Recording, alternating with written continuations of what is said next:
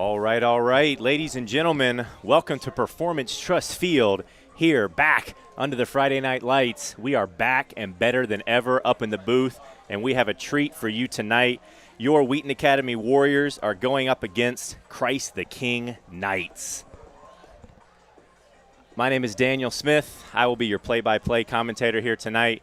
I am up in the booth with Derek Schlenbecker, Wheaton Academy student. And somebody tonight is going to walk away with their first win of the season, and we have a lot of special things that we want to highlight for you tonight. The first home game here at Wheaton Academy for the season, Neon Night.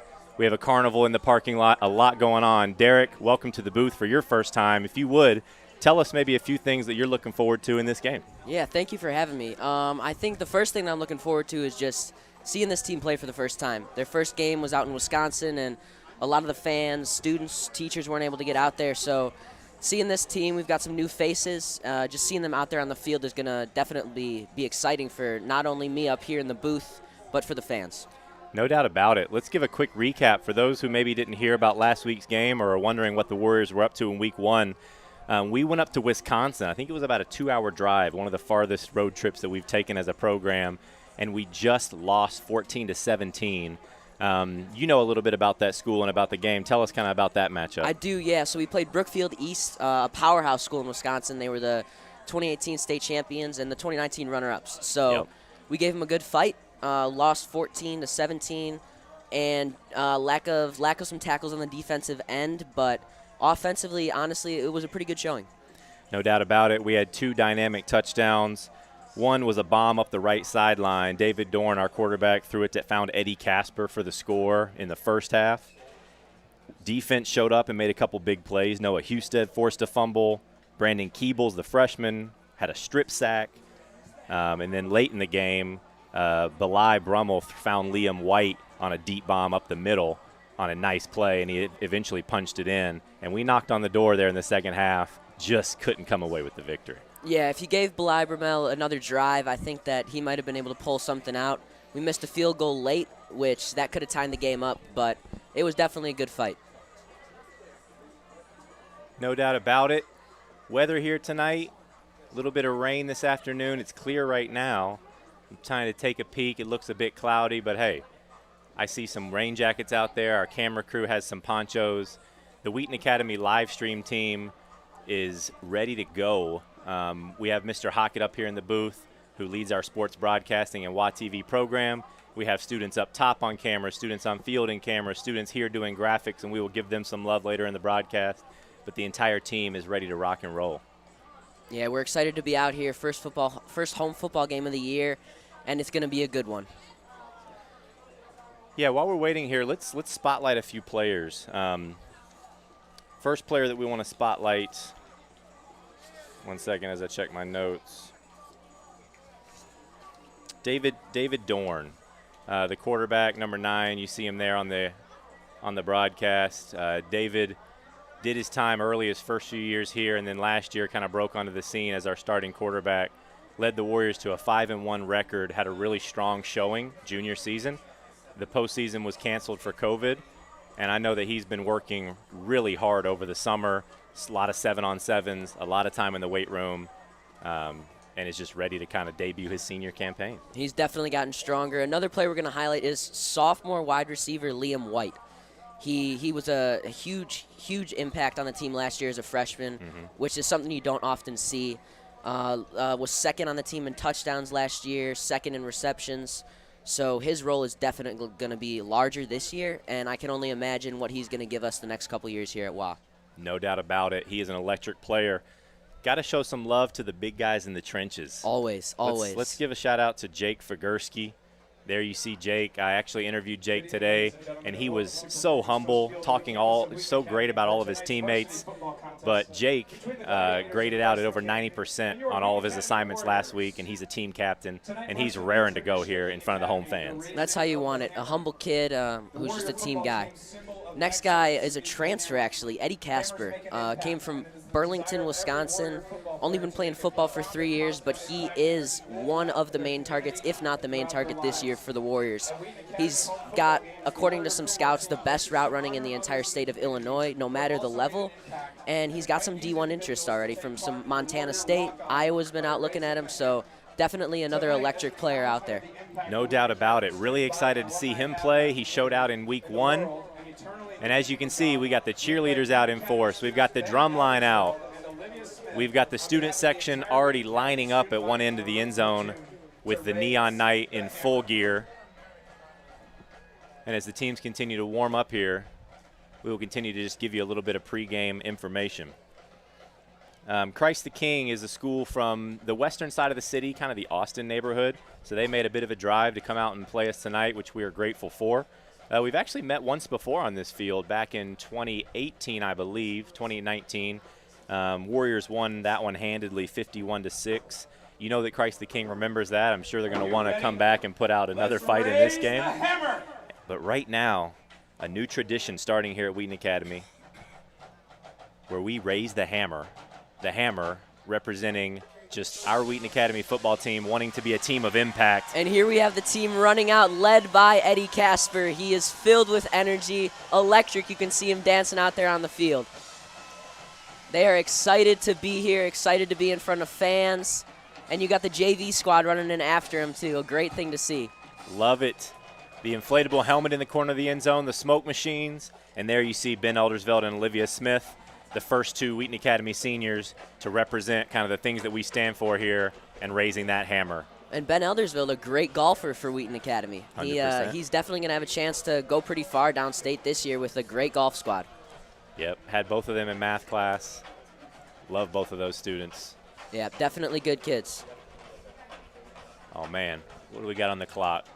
We're just under 5 minutes here. So like I was saying, sorry, I wanted to make sure we caught that first raising of the hammer, but Christ the King made a little bit of a drive. Both teams 0-1. From what we've talked to coaching staff this week, they really have a run-first offense. They're going to look to kind of run with their quarterback, some design runs, some jet sweeps, some different misdirections to try to catch us off guard and see what happens. So we're going to have to be disciplined as a defense and make sure we limit that big play. For sure, and we will be right back after this prayer and the national anthem. Tonight by Wheaton Academy senior Anna Jones.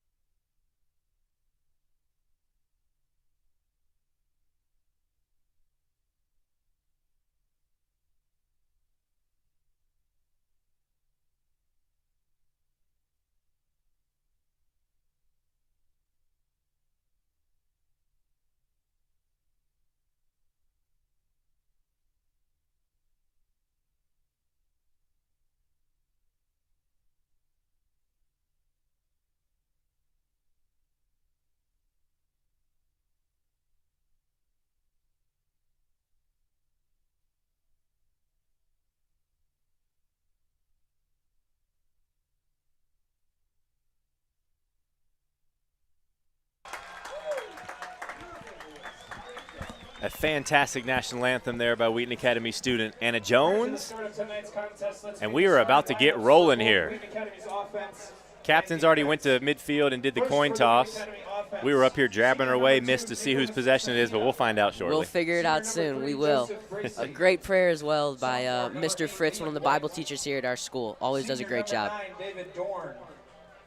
Number 13 is senior Edward Casper. Number 25. Yeah, I'm really excited to see this team in person. We have so many new players. We lost a lot of seniors. Talking to the coaches, 10 of our 11 defensive players are new. Yeah, and they're small too. And we got a small defense this year. Hey, you don't judge a dog by his size, but it's about the it's fight in the the dog. dog, baby. You're just right, and this defense definitely does have a lot of fight.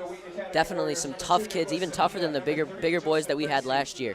Number 8, Liam White. Number 9, David Dorn. Number 13, Edward Casper.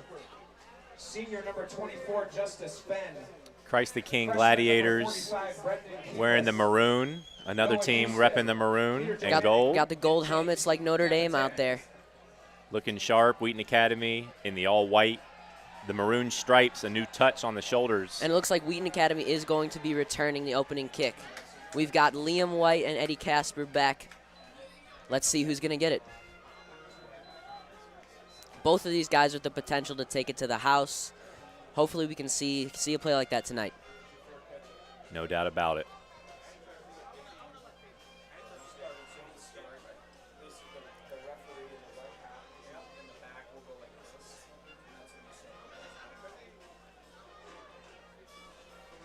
Little discussion happening on the field. Referee just figuring out where he's going to mark the ball here.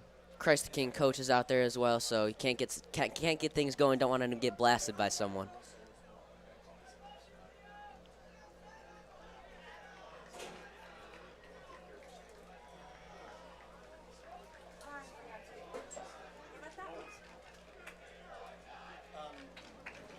All leads up to this. I mean, for us here in the booth, it started tonight, but this season started a lot earlier for all of these guys. They've been lifting all year. Lifting's a year-round thing for these football guys, and they had a really productive summer. I know that. So the coaches are definitely excited to be back home.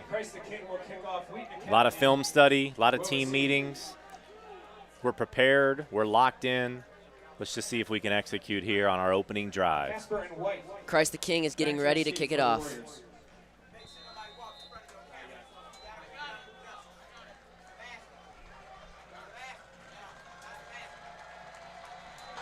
Kick is away. It's a low worm burner, scooped up at the 20. Eddie Casper takes it a few yards. Not a bad return. Not what you were exactly looking for, but definitely good position for us.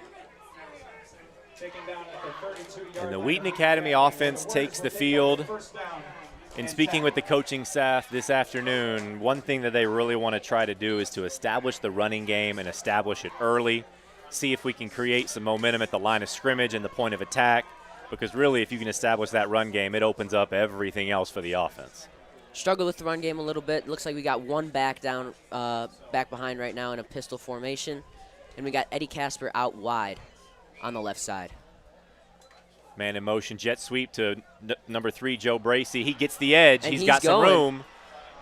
Still running, but I see some yellow on the field, Derek. I think that might be coming back. It is. It was a good run. Took it about 30 yards, but it looks like it definitely is going to be coming back. There is a penalty flag on the field. Let's take a look at this replay. It looks like that's going to be a hold right there.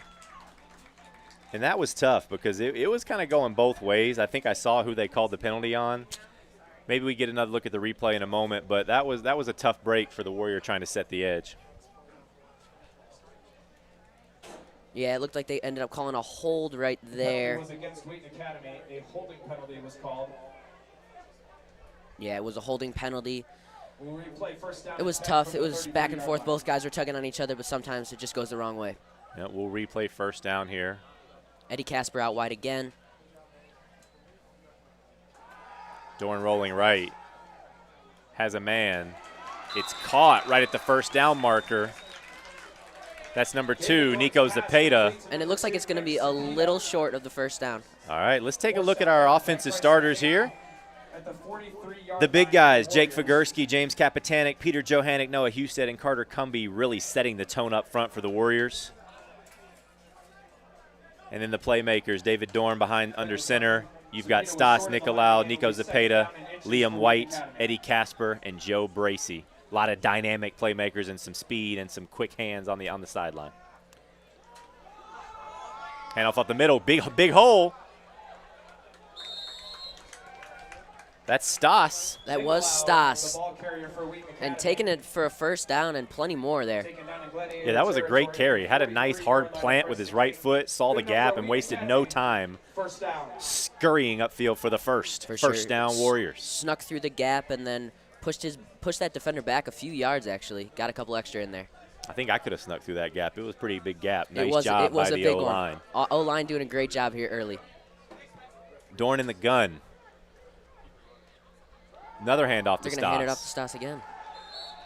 Takes for a couple yards, nothing crazy, but we're moving upfield. It's definitely a good thing to see.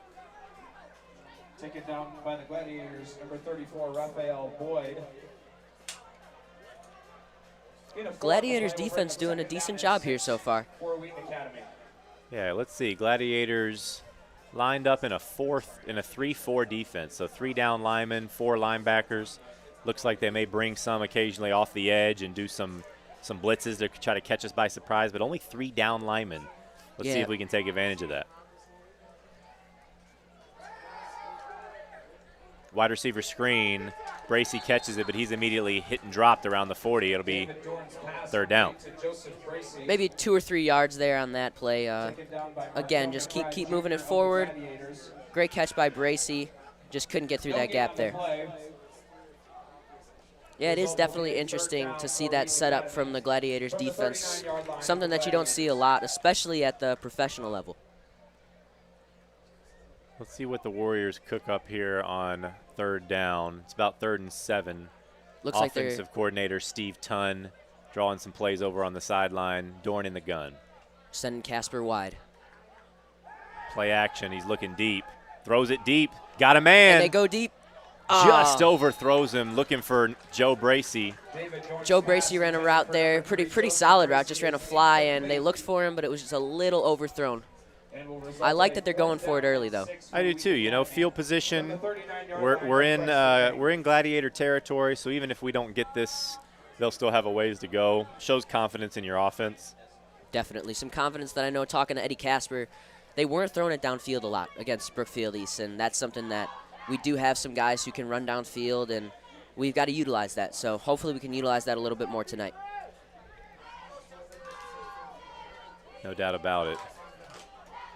Dorn getting the play, running back to the huddle. Dorn just a great leader for this team. Was last year, even when he wasn't out on the field. And Casper gets the ball, and he's going. He's out wide. Edge. He's at the 20. He's got one man to beat. Cuts back. With the juke, and he scores! Touchdown, Wheaton Academy. That was a great run by Eddie Casper. What a play design there. 4th and long, going with the jet sweep, but giving the ball to one of your playmakers, transfer Eddie Casper. And how about that cutback? Exactly. He gets the edge. We're going to take a look at this replay right here, and we will emphasize the cutback.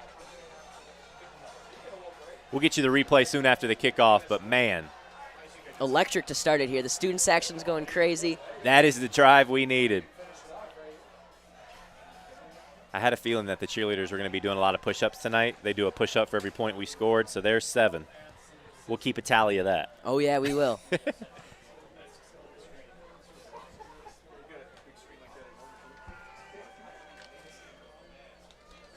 James Kapitanek on to kick the extra point. Did you know James Kapitanek, Special Teams Player of the Year for the MSC Blue Conference last year, went perfect on point after attempts and perfect on field goals? I did not know that. Something you don't really see from a O-line, D-line guy either. Exactly. Cappy, let's see if he can keep his streak alive here. Coming in with the left foot. Kick is up. Kick is good. And it's good. Warriors go up 7-0 early with a great 4th down conversion. Here's that replay. Take a look. Jet sweep. Casper looking, has a lead blocker there in Stas. And wait for it. And right after that, we got the juke coming your way in a second. Did a great job. Saw that guy coming, knew he couldn't beat him, and just stopped on a dime, cut back, and almost made that defender fall. Here you can see it on the screen now. Skirt! Oof. The defender almost got back and got him, clipped him on the heel a little bit, but he was able to get in the end zone. Great drive by the Warriors. Bunch of white jerseys there to celebrate with them, looking to find somebody to block. Talk about that camera work. You want a wide shot? You want a close-up? We've got it all. We've got it all here at Wheaton Academy. We've got it all. Now it's time for the defense to show us what they got.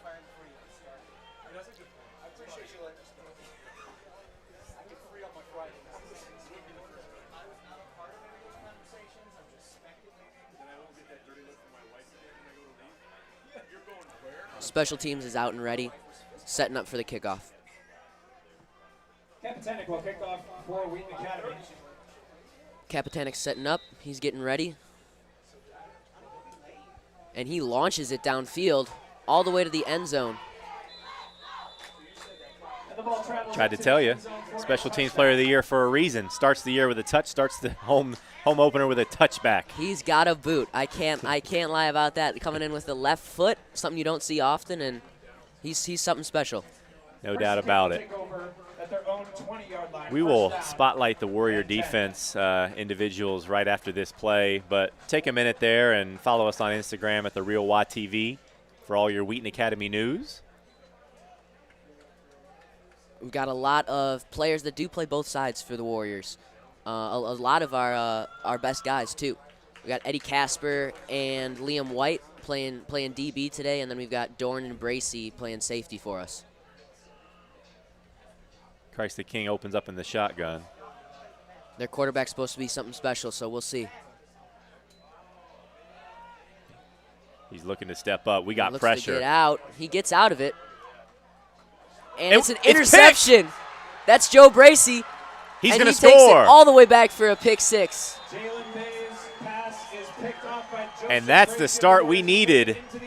Wheaton Academy D-line gets the pressure, forces the quarterback to scramble right. He tries to get rid of it, and Joe Bracey with the tip drill catches it and takes that thing to the house. He got it. Great hands there. That is a benefit of having some of your offensive guys play on the defensive side of the ball. So Joe Bracey, one of the seniors out there for the Warriors, with an awesome pick six. Yeah, Joe didn't play football his freshman year, joined the team sophomore year, and has just gotten so much better each and every year, has been putting in the work, and it's paying off there as he raises the hammer on the sideline. 13-0 early, and we'll see this extra point if he can knock it down. The lefty. It's up. And it's good. Capitana sends it through for the second time, and it's 14-0. Let's take a look at this replay. So who is that getting pressure? That's number 58, Kapitanek, I believe. He's doing everything tonight. Off the receiver's hands, but Joe with the great hand-eye coordination to find that and secure it. Not an easy play. He was back there ready for the tackle if the catch was made, and the ball came right to him. Here's a little bit of a better angle, seeing that pressure that we put on the quarterback, making him get out of the pocket. And see, that looked like it, it was easy, but that he wasn't just in the right place at the right time. They've been practicing how they want to move as the safety position. Ball was rolling left. Joe just kind of shifted along with it, stood in a spot that he knew the quarterback might try to go to, and made the most of the opportunity. And just like that, the special teams is back out again.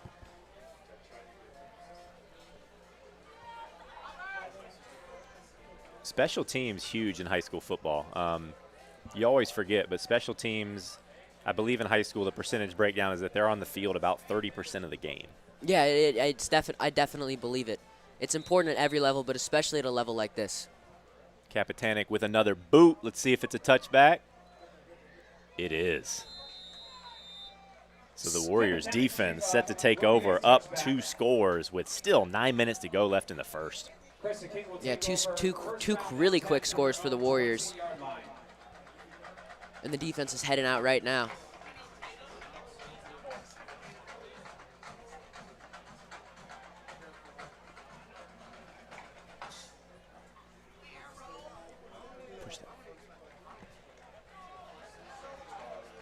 Both teams huddling up. The Warriors break.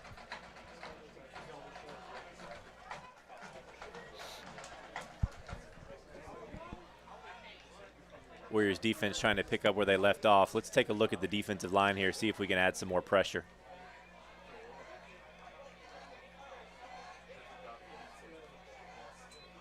Snaps a little high. Quick pass, tip. Oh, Almost another interception there. It looked like we had Eddie Casper back there. If that wasn't tipped, it might have came all the way back to him. Yeah, had a little deja vu. That was Brandon Keebles on the tip. Let's take a look at our defense. First, the secondary, Liam White, Eddie Casper at the DB position, Peter Johannick, Nico Zepeda, and freshman Brandon Keebles there at the linebacker position. And then the line, James Kapitanek, Ethan Brunner, sophomore, Noah Husted, Justice Finn, and then your two safeties, Dorn and Bracey.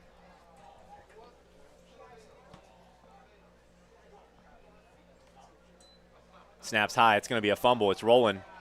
Quarterback wisely dives on it. That's not what Christ the King wanted there, but he made the smart decision. Not at all. A loss of pretty big yards there. Might have been close to 10 yards on that. There you can see snap was high. Nothing he could do about it. Not at all. He did what he could. He dove on the ball and hoped for the best. Ethan Brunner was hot on his heels, ready to get the scoop and score. Sophomore for the Warriors, someone definitely that we should be highlighting.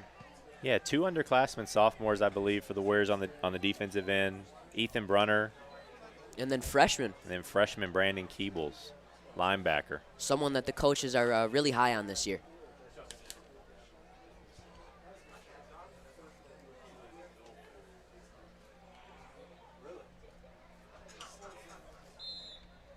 Flag on the play. Looks like it's going to be Christ the King back it up a few more yards.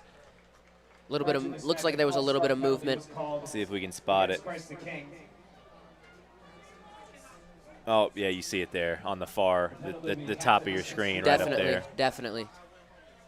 Definitely some movement and a great call there. The down remains a 3rd down and long. Yeah, Wheaton Academy defense made a lot of plays last week, even though we came away with the loss. We held them to 17 points, but we had 2 forced fumbles. Freshman Brandon Keebles, as we mentioned, had 10 tackles, which is great for a debut as a freshman. For sure. See if the Warriors can shut them down here on 3rd and long. Another botched snap. He's in the end zone. He just has to run it out to prevent the safety. No, again, nothing the quarterback can do there. Some bad snaps. He's doing what he can, though. He's trying to get out of the pocket. He's trying to make a run for it, but it's not working out for them. Yeah, there you saw the ball hit the turf pretty quickly.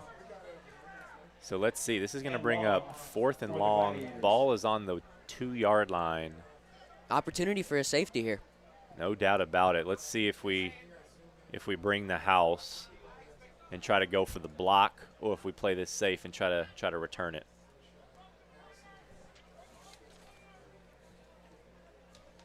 Looks like we got Eddie Casper back, ready to return. Punts away. It's down, and they're going to leave it and let Christ the King touch it. Wheaton Academy offense is going to take over at the 15-yard line, so not far to go. Red zone positioning. It's prime positioning, and Wheaton Academy will take over 1st down and 10. Yeah, so Wheaton Academy takes over, Derek, at the 15, and believe it or not, sometimes it's easier to move the ball from the 20 to the 20. Once you get inside the 20, the field gets a little smaller. The defense takes up more space. Let's see what the Warriors try to do here with not much room. It definitely does get smaller, especially with the route runners we have. We're able to get downfield fast and open some things up, so this could be difficult here for the Warriors. Handoff stops up the middle, makes a nice cut to the outside. Flag on the field. Some decent yardage, though, if it stands. Yeah, Stas kept churning his feet. We'll see what the penalty is here. Holding offense, it looks like. Yep, holding on the offense, so that's going to push the Warriors back a little bit. That's a bummer because we had some positive yardage. I think maybe we just got a little greedy. Linemen were doing a great job of just moving the entire line of scrimmage towards the end zone, but I guess there was a little grabbing that we couldn't see from up here. A lot of pent-up energy, first home game, coming off 2 touchdowns early. Dorn's talking to him in the huddle, and they're getting ready to line up. Send Casper out wide. Look for him. They might be going to him. Pointing, actually, to the Christ the King bench, and they run a jet sweep to Liam White. He's going to score. Takes it all the way. That was easy. Beautiful play design was the reason there. We ran a man in motion towards the left. You'll see in the replay. We had a man in motion and then we fake the handoff to him only to find Liam White on the backside and just a gigantic hole on the weak side for him to march straight up the field. Sophomore Liam White, not only a star football player, but a star lacrosse player here at Wheaton Academy, holding multiple Division I offers for lacrosse. Yeah, he's a stand-up kid. He's in my advisory group. All-around guy, works hard for everything that he gets. Kapitanek up and good. He's a machine. It's 21-0 with still around 7 minutes left in this first quarter. All right, let's freeze it here. So this player here, Joe Bracey, is the one who's gotten our last 2 jet sweeps, right, Derek? Yes, he has. We faked to him, and what you're going to see is that Liam White is actually going to come from this direction on the other side of your screen and get the handoff from the quarterback. And look at that sizable gap right there, too. Run into a huge hole. I mean, did you see that lineman there was frozen? Did not expect that. Beautiful play design by the Warriors. Great job by Coach Tunn there setting that play up. And good execution. Smiles all around. Smiles all around. No doubt about it.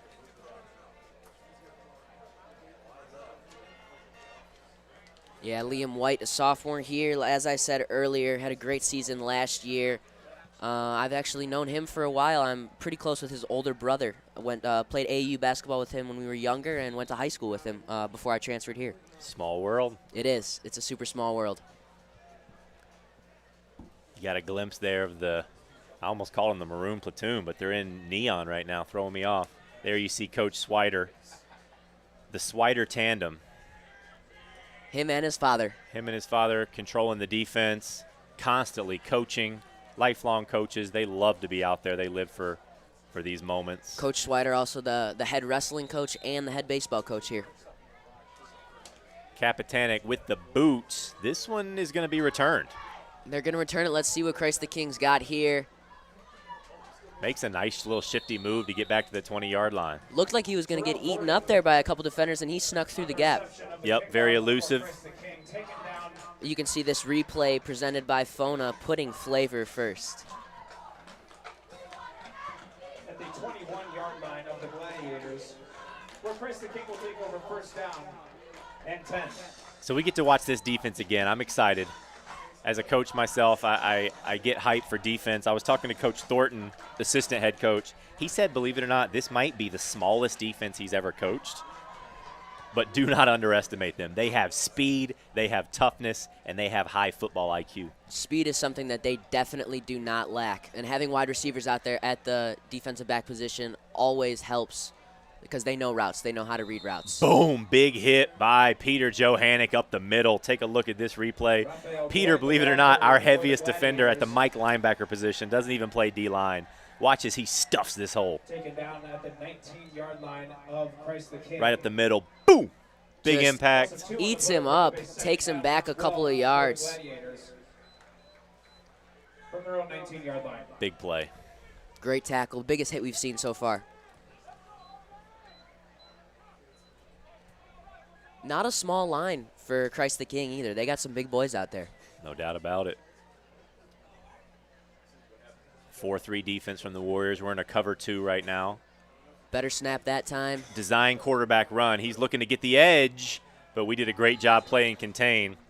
That's Nico Zepeda, looks like, who made the initial contact, number 2. And then Liam White looking like he took him down there, coming right off of a touchdown. Taken down in the backfield by a host of Warriors. That was James Kapitanek on the edge who forced him outside, and then he was met with a host of Warriors. From their own 18-yard line. Warriors defense doing a great job, barely letting any yards here, any positive yards for Christ the King. Stifling. You could say that. It is 3rd down and 13. Christ the King definitely in a passing situation here. We'll see what they draw up.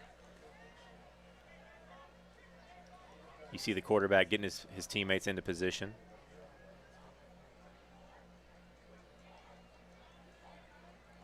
Nico blitzing off the edge. Nope, goes unblocked. Big hit on the quarterback.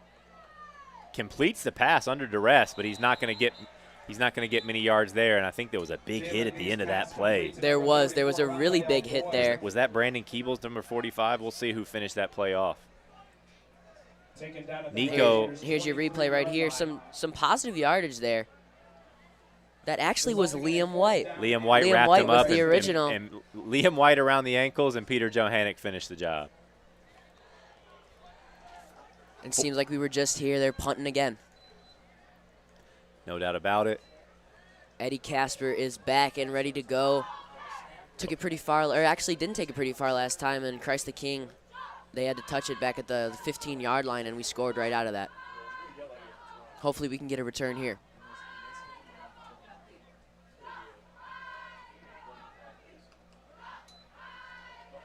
Fumbled snap. And they take him down. And he's ripped down. Inside the 10-yard line. Great field position for the Warriors. Yeah, you can see the frustration here. I mean, again, nothing he could do. He tried to make a play, but that's number 23, Tyler Summer on the tackle. Little frustration at this point coming from Christ the King as the Warriors once again have the ball inside the 20-yard line. Plenty of time left in this game, though, and the Warriors, they can't get complacent here.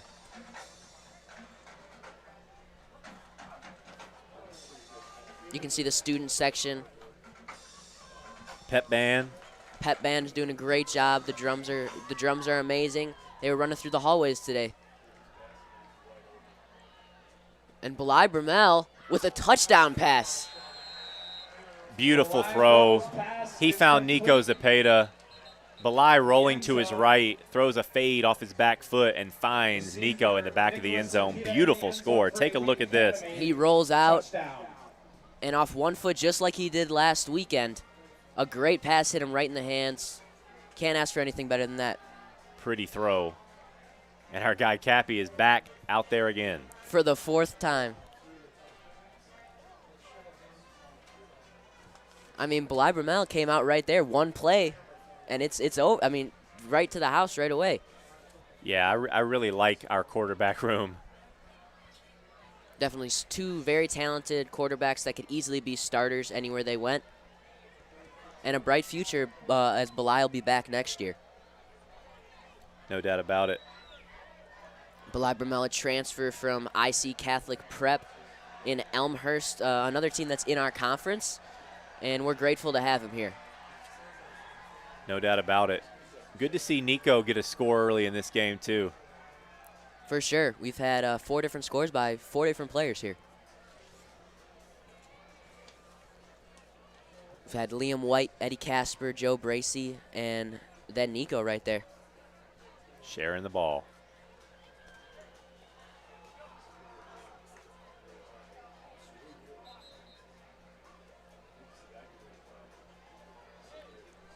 Yeah, we knew that it would be the Warriors would want to get off to a quick start here after losing week 1.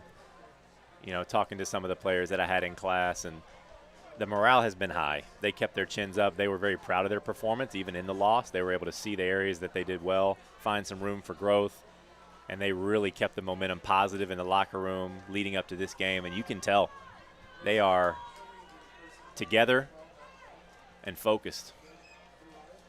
Focused with energy is something that's hard to compete with.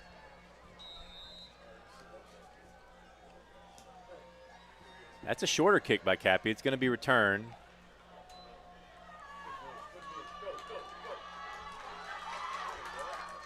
Good little run there by Christ the King. It was. He's shifty. He's made some moves on us a couple times. For sure, one of the bright spots for Christ the King early here in this game.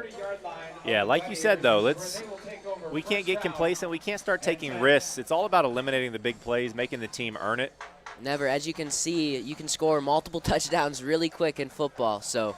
Oh, we learned that last year when we played Bishop Matt. Yes. We were in a similar situation as this game right here. And before you know it, we came back and won late in the 4th quarter. One of the most incredible football games in Wheaton Academy history. I believe Liam White had 4 touchdowns that game. I don't doubt it. It was crazy.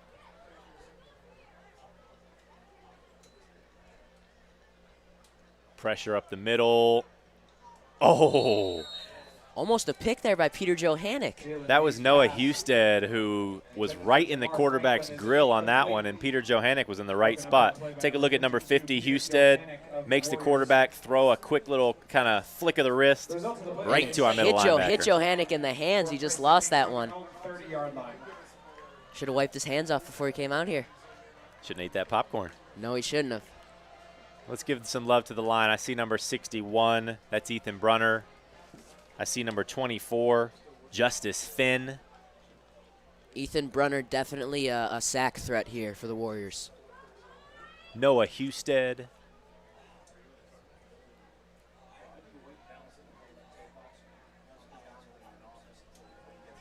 Quarterback looking to throw. Finds a man. He's got it complete. Find him in upfield, and Oh, maybe he dropped it. Thought he had it. Intended for Franklin falls incomplete. incomplete pass there. Great throw by the Christ the King quarterback, but just couldn't complete it. A third down and 10 for That'll bring up 3rd and 10. from their own 30-yard line. You know, you would like to see Christ the King hopefully move it upfield a little bit here.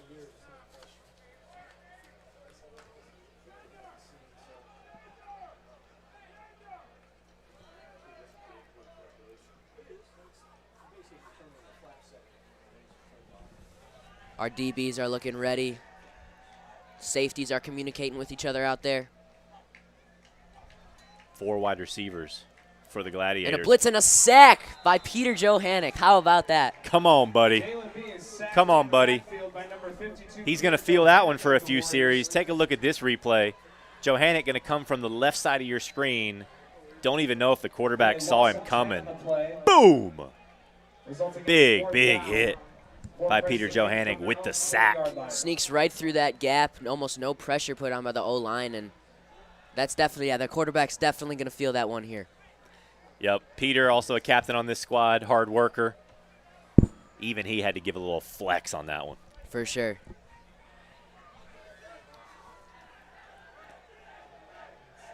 And we've got Giovanni Spinelli coming in here to return this kick. This punt, rather. Yeah, Coach Swider told me that Gino was going to play a lot of special teams tonight. He's another guy, young guy, Yeah. who's going to really be a main contributor for the Warriors moving forward. Excited to see him get some action here early in this one. We got plenty of young talent here, and it looks like he's going to be able to return it. He wanted to break that edge. He almost broke it, but he's brought down around the 50-yard line at the Wheaton Academy logo here at Performance Trust Swallowed Stadium. up. Great tackle right there by Christ the King. Yep, so Warriors going to have to earn this one. Looks like we got Belai Brumell coming back out for this series. Let's see if he can have another one and done. Throw it downfield.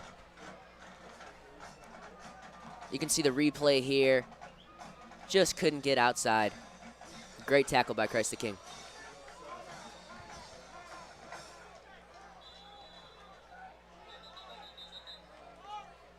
Had a man in motion, Liam White. There is a timeout. Yeah, timeout on the play. Yeah, Spinelli, another freshman, getting some time at varsity program. You don't see that a lot in high school when, you know, your body changes so much from freshman to senior year. You spend a lot of time in the weight room. It just shows what a natural athlete both of our freshmen are. I can be one to attest to a body change, and I was 5 feet tall as a freshman, about 5'10" now. So It happens. There's definitely room for growth. Who knows? One of those kids could end up being 6'2", 6'3", and just a beast. That's what's fun. You get to watch the journey, see how all these guys grow up. Even our senior class here, went through some ups and downs with the pandemic last year and a shortened season, being played in the spring, and just a lot of adversity that they've fought through, but had some great attitudes and some great perspective this year. I really love kind of the things that Coach Johannick is about, building team culture, focused on others first, servant leadership. And you can just see that it's starting to really connect with a lot of our upperclassmen who are then teaching it down the line to the underclassmen. That's what we're all about here at Wheaton Academy, putting God first, putting others second, and then ourselves third. Let's see what we got. Ball at midfield, Belai in the gun.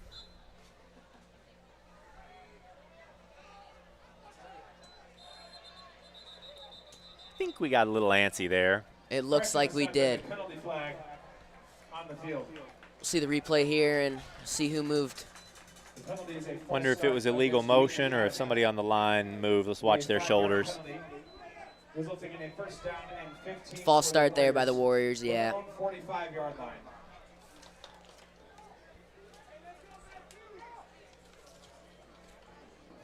False start by the Warriors left guard on that play. Yeah, it looked like we were drawing up an interesting play. I saw Hunter Kazmierzak, number 55, as a pulling guard. Similar play up the middle, big hole. And that's Justice Finn. Did the ball pop out? There's a little commotion there. It did, and a fumble recovery for Christ the King, it looks like. Trying to see which way they're pointing. We got a man down on the field. He's being attended to by the trainer. Hope that he's okay. I think it looks like it's going to stay with Wheaton Academy. I think you're right. I think you're right. So Warriors with a fortunate bounce there. Let's take a look, see if we can see the ball come out. And it looks like he was down before the ball did come out. Yeah. Looked like his butt hit the turf, and then the ball popped out. Prayers out to this player here on the field right now. You never want to see an injury. Another angle here on that last play. Yeah, ball kind of gets squirted out there at the very end, slides across the turf. So far, first quarter wrapping up here. What are some of the highlights and some of the things that you've been impressed with by the Warriors? I really like our offensive versatility. I mean, we wanted to establish the run. I like the holes that the linemen are creating for Stas, for Justice there. I like our movement and our play design. I really like our movement pre-snap. I think that opens up a lot of looks for our playmakers to make big plays, which we've done, like you said. 4 touchdowns, 4 different players. Yeah, versatility definitely not an issue for the Warriors, and we've got plenty more guys that can go score touchdowns. Looks like we're helping the player up. Saw them attending to his knee injuries. Obviously not fun. I've dealt with some stuff with my knees before, and you pray and you hope for the best. Yep, you never know. Something that could feel minor can end up being more serious, and the other way is true too. While we're waiting here, Derek, give us just kind of the student perspective. We're 3 weeks in here at Wheaton Academy. What have been some of your highlights these first 3 weeks? How the class is going? What's the vibe around campus? The vibe has been great as we see the player getting up there. But, yeah, I mean, you can't beat Wheaton Academy. I transferred in last year, and it was a move that forever changed the course of my life as a young man, as a man of faith, and then being a part of the basketball program here, Kingdom Community. We've got some leadership programs that go on at Wheaton Academy. It really is just it's the greatest place on earth for me. Well, yeah, we're glad to have you. We had a lot of transfers come in these past couple years due to different circumstances, the pandemic being one of them, and we're blessed in a lot of ways, and we're blessed to be back underneath the lights here watching some football. It's been too long. Belai Bermel throws it. I think that's Liam White wisely stepping out of bounds. Or is that Donovan Meters? That's Donovan Meters. It was Donovan. I know Donovan well. He was excited for the game tonight. I had a talk with him today, so it's great to see him with a catch there. Yeah, shifty move, nice positive gain to get us the short third down conversion. I'm assuming we'll have 2 shots at this. We'll probably go for it. So 3rd and 2 in Gladiator territory. We got Eddie Casper coming back out. They probably looking to use him as a target. We got 1:42 left in the first. Not used to seeing I formation. We got the fullback in. I have a feeling we're going to ground and pound this one here, Derek. I think we are. Lead blocker. Just like you called it. Hey, follow the lead blocker, get the first, live to die another day. Big collision at the end of that one too, though. Was a big collision. It was a solid hit, but we got a first down before that. Liam White coming back out onto the field now. So the main receivers are still out there looking for another push here to end the first quarter. Yeah, there you see some of our big guys setting the tone up front. Number 54, Jake Fagursky. You got number 55, Hunter Kazmierzak. They're doing a great job opening up gaps for the jet sweeps that we've been able to run. Peter Johannick under center. Big Carter Cumbie at the left, the key left tackle position. Oh, and a little bit of a... Oh, no, ball hits the turf, still Belai rolling Bermel around. is able to get on it, though. Just a mishandle there. Ball was fumbled on the snap, recovered by Wheaton. Yeah, let's take a look. Was it on the exchange? It looked like it was on the exchange, so definitely they were going for a pass play there. Yeah, I saw that. We had a man in motion. It almost looked like the timing of the snap happened a little quick while the receiver was running in motion. So it'll be 2nd and long. It's a loss of a couple yards there. Nothing major. Let's see what we can do here.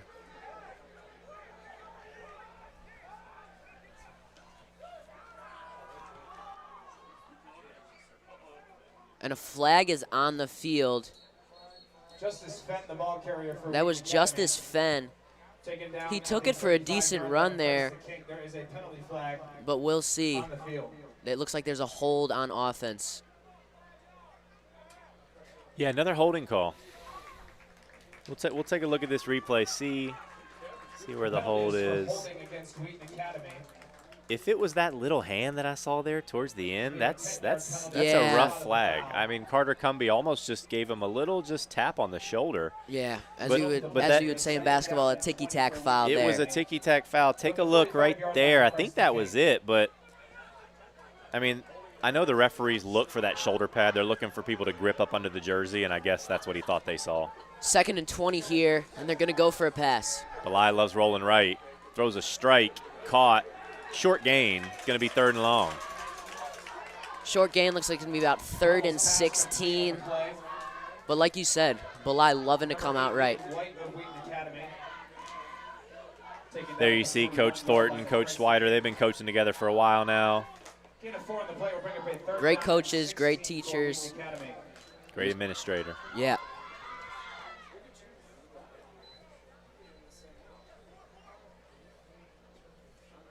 Belai's over there talking to Coach Tunn. You would assume they would go for a pass play here, try and get it downfield a little bit. Yeah, there you see some Gladiator fans who came out to support.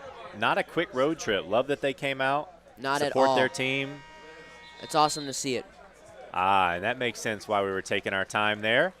That was the horn to end the first quarter. First quarter of play, the score Wheaton Academy 28. And that wraps up the first quarter here at Wheaton Academy, 28-0. The Warriors are up. And we're taking a look here at our upcoming schedule. We'll get it to you here shortly. Always want you to tune into our games when we're broadcasting. You said you did a volleyball game last week. I did. I did a volleyball game this past Wednesday. Head on over to the shack. Pick up a center. Volleyball.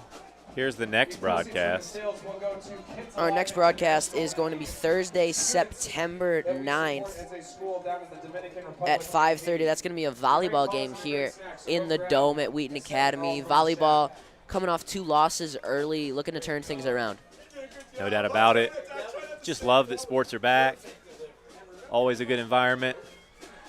If you've never caught a volleyball game at Wheaton Academy, it's fun time.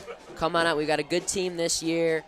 The Morrison sisters, a junior and a freshman. Kira Morrison, the freshman, had like 10 kills the other night. She did a really good job. So The Morrison sisters. I have Kylie in my math class. So, quick quarter break here. real quick, We switched the direction of the field. Warriors now headed towards the student section, which you know it's going to erupt if we score down there. and they're sending some guys deep. Belaya's looking.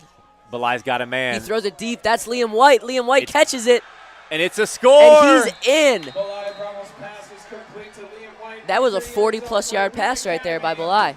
On command, there you see the neon student section waiting for something to happen, and it did not take long. First play of the second quarter, the Warriors score their 5th touchdown of the game. Liam White beating everybody deep. One of the quickest guys that we have on the team. And Belai threw a dime a little behind, but Liam was able to get to it. Great protection by the offensive line. Belai didn't even really have to roll out, sat in the pocket, waited for the play to develop, threw a strike. Belai having a great game so far passing the ball. Cappy's kick is up, and it is Automatic. good. Warriors Automatic. go up 35-0. There you see the replay. Ball traveled probably 35 yards in the air, and Liam White toe touches the sideline to get the score. Great job staying in bounds. But, yeah, Belai with one of the best arms we've seen here at Wheaton Academy recently. I mean, obviously you had Ben Thorson, who's the starting quarterback now at Wheaton College. And that was a few years back. Yeah, a lot of talent coming through the program. Definitely on the rise. You know, once you get that momentum going and You can build on previous teams' success, and we're hoping to keep doing that. Christ the King looking for something here early in this second quarter.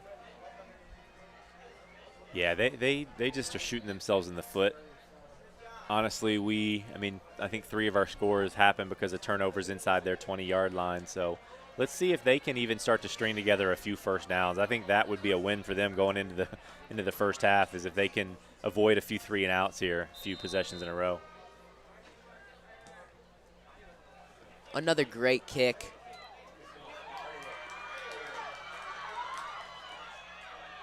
Good coverage by the Warriors. A lot of white hats swarming on the special teams. I saw number 10, Rowan Marr, in on that tackle. Rowan Marr, a multi-sport athlete here at Wheaton Academy and someone to watch out for next year. Number 34, Mitchell Carrick.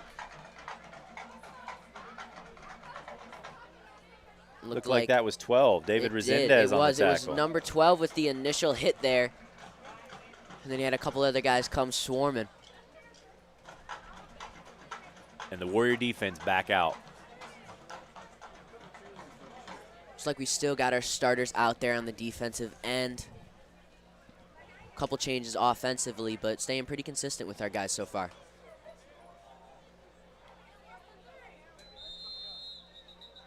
Another penalty on the field. Prior to the snap, there was a penalty flag on the field. Yeah, it looked like that was going to be a design quarterback run. Penalty is a false start against Christ the King. A false start by Christ the King. Multiple penalties early here for Christ the King. Looking for any spark, really, that they can get. First down and 15 for the Gladiators from their own 15-yard. Yeah, our defense is smothering, and they're trying to only increase the intensity. I was talking to the coaches, and they said that every single defensive practice ends with what they call a pursuit drill, with one man running with the ball and all 11 defenders chasing him down to try to get 11 helmets on the ball. It's just starting to build and cultivate that pressure. D-line with some push. Quarterback trying to escape. Pushing him all the way back. He's not going anywhere. Pushed back to about the 2 or 3 yard line there. I want to say I saw. That's Johannick right and on Stas. cue. Right on cue. Number Peter 2. Johannick again. Anastasios involved in the backfield. Peter Johannick with some big hits today. From the 9-yard line. 2nd and 21 now, it looks like, here for Christ the King. Ball backed up inside the 10. This is dangerous territory for the Gladiators. Really dangerous. Warriors smell blood here. Let's be on the alert for a turnover.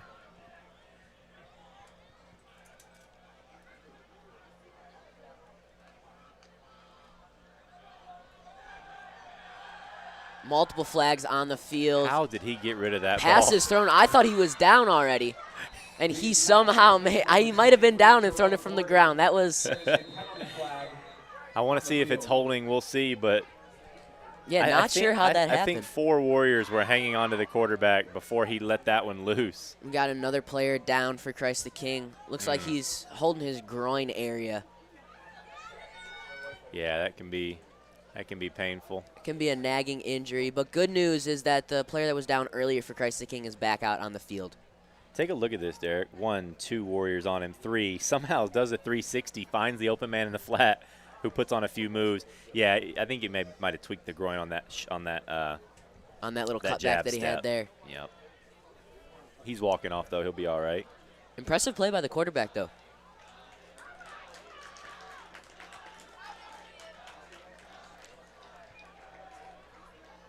Student section is livid over there. It's great to have students be able to be back out here. It was limited last year with COVID restrictions, and even though there are some COVID restrictions still in place, it's nice to have more fans and more people out here. For sure. We got fans. We've got the debut of the Shack. We do. The new customized Wheaton Academy Business and Innovation Program's food truck. I've heard they got mac and cheese there called Shack and Cheese, and I've heard it's pretty good. It is delicious. The desserts there, I might have gotten a few free samples yesterday. Keep that on the DL, but it was hopefully delicious. I was after the workout. What workout?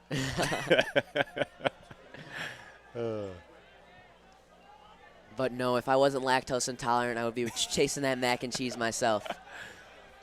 I had some mac and cheese today from Panera at lunch, actually. A lot of mac and cheese going around. Christ the King stuck on the 1-yard line. Back in the end zone, and it's a safety by the Warriors. Right in front of the neon night. Student section going nuts. That's going to be a safety. 37-zip. Warriors are up with still 10.5 minutes left in the second quarter. Let's see who all was back there. Let's give some shout-outs. That's Kapitanek. That's 61 Ethan Brunner down around the ankles. Yeah, and that's a safety for the Warrior defense. Kapitanek and Brunner doing a great job there. O-line struggling a little bit here for Christ the King early. Hopefully they can pick it up. Anytime that a defense can add points to the scoreboard, you know it's going to be a good day. There you can see James Kapitanek, senior special teams O-line, D-line player. Yeah, a lot of guys who play both ways, like you said. Got to be in great shape to do that. For sure. Got to be able to run for days, yeah. A lot of time in the film room. Know your role, your responsibility. Defensive formations, the plays on offense, there definitely is a lot to know.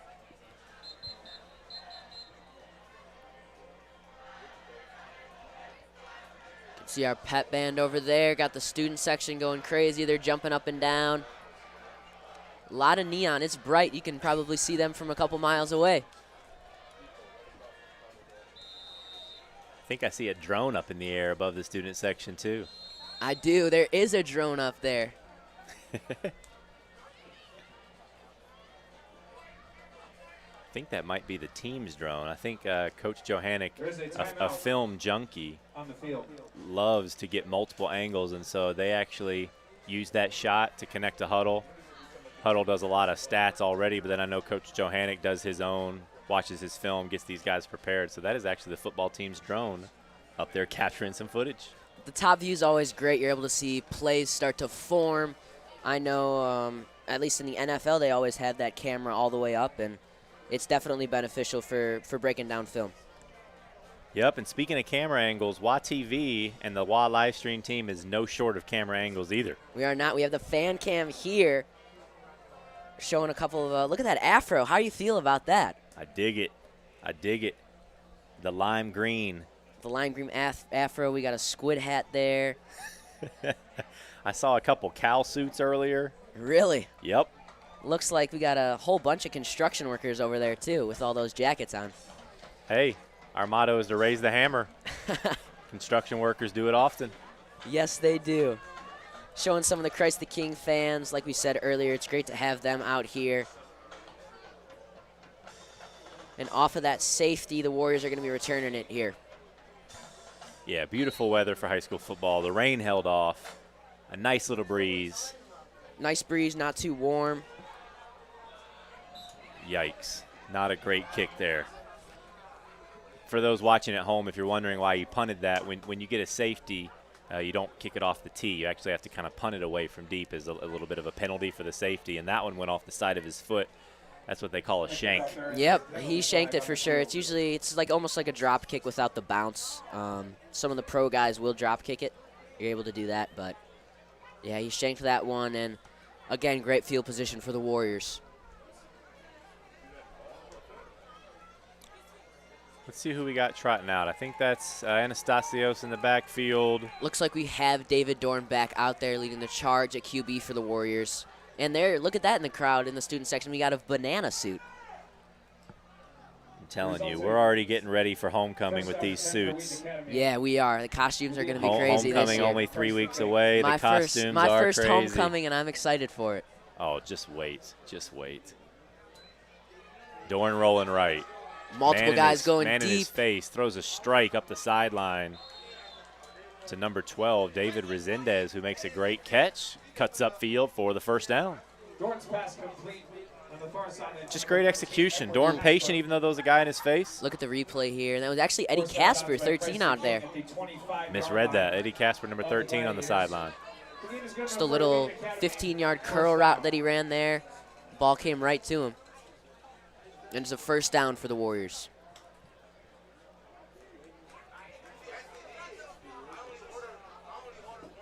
Yeah, comfortable lead here. This is where you can, I mean, you still stick to the game plan, but you also can experiment a bit with some different packages, different player strengths. That was a run up the middle, but he got stuffed. Nowhere to run, really.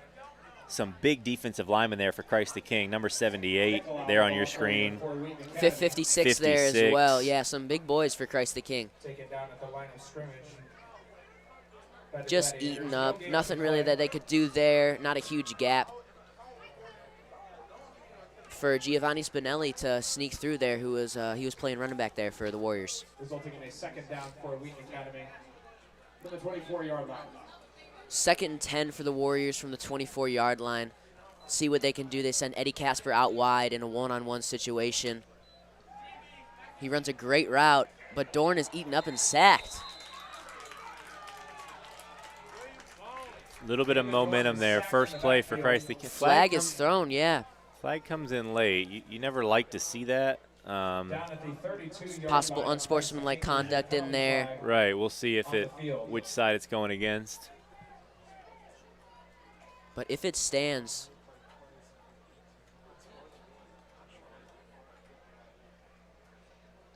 unsportsmanlike on Christ the King.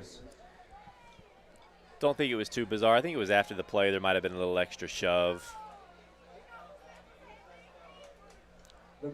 Yeah, you saw it there. Yeah, he just kind of gave Jake Figursky a little kind of get off me shove there. Nothing major, but a call trying to keep this game in line there by the refs. Yeah, honestly, terrible luck for the Gladiators because that was one of their first positive plays of the game. They get a sack and kind of we lose 10 yards, but then the penalty actually moves us forward, so ball's on the 20. Sending Eddie Casper out wide again. 3 wide receivers left for the Warriors. Dorn rolls that way. And he's going to take it. Showed a little speed there. I think he felt the pressure behind him, knew that it was going to be really tough to turn and throw. Decided to get some positive yardage. Good decision there by David Dorn. He was definitely moving. Both of the quarterbacks for the Warriors are dual threat quarterbacks, can both get out of the pocket and take it upfield for sure. So that brings up 4th and just a little. What do you think we do here, Derek? 4th and 2. I think at this point with the lead that we have, I would assume that the Warriors would go for it. 4th and 2. What do you think the play call in is? The red zone. I think they're just probably going to hand it off here.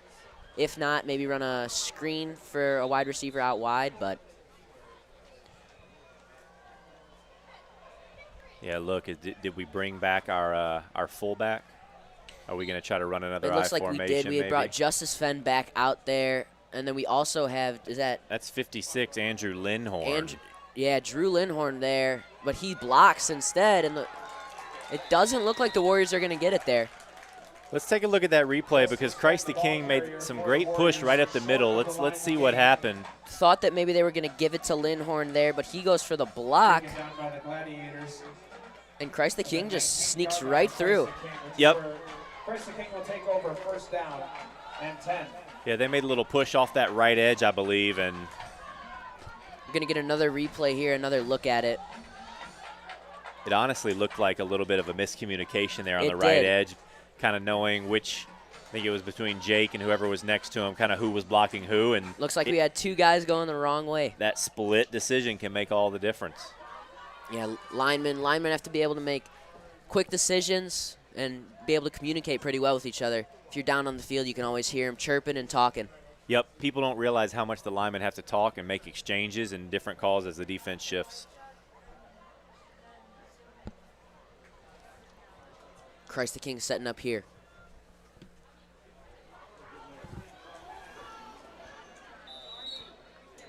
Positive yardage, handoff around the right edge. A little bit of a light there for the Gladiators to see the replay here. That was David Resendez, the safety, who came from the top of your screen and made a nice beeline to the football. It was a great read on that play.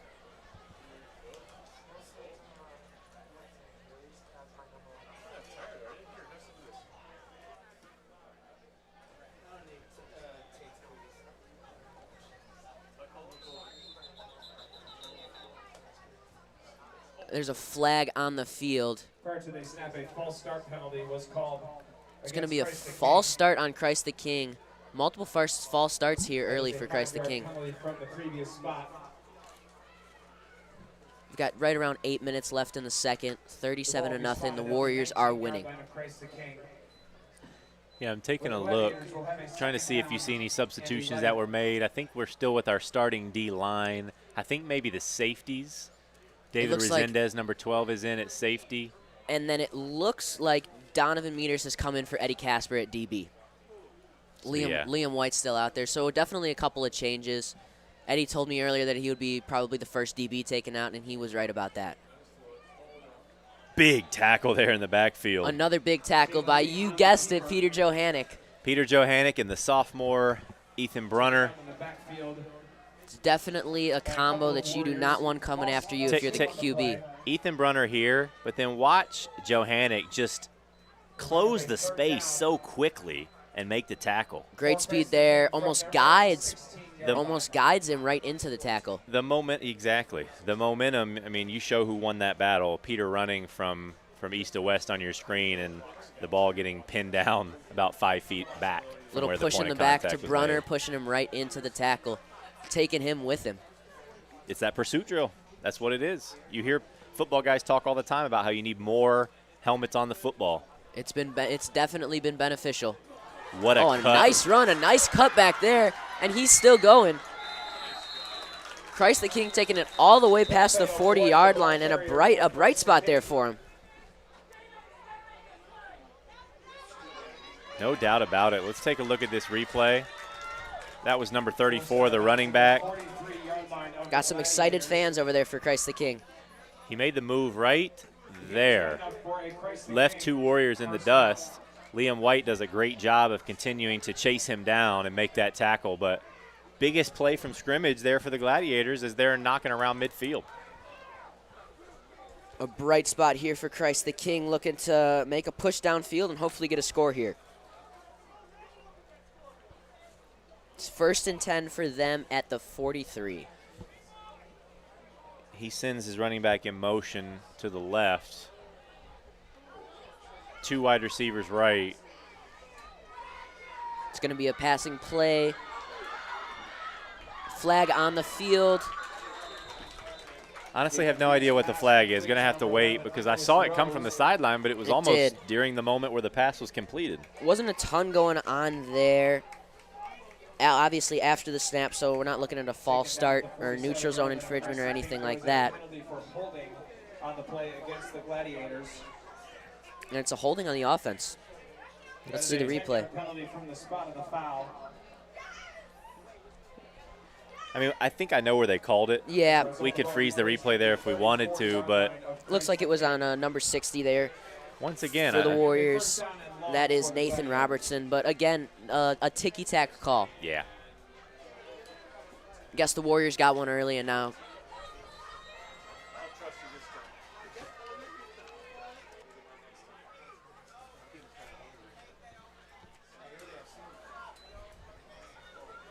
Handoff up the middle. Nice spin out of it. Ball. Let's see if Looks he like was he down. was down first. Yeah, they're going to blow that dead. Nicholas Rose, the Looked like he was going to break through that tackle there, but we had a couple Warriors come from behind and close him up. Yeah, take a look. Nice little burst of speed. Good speed, spun off. Spin move.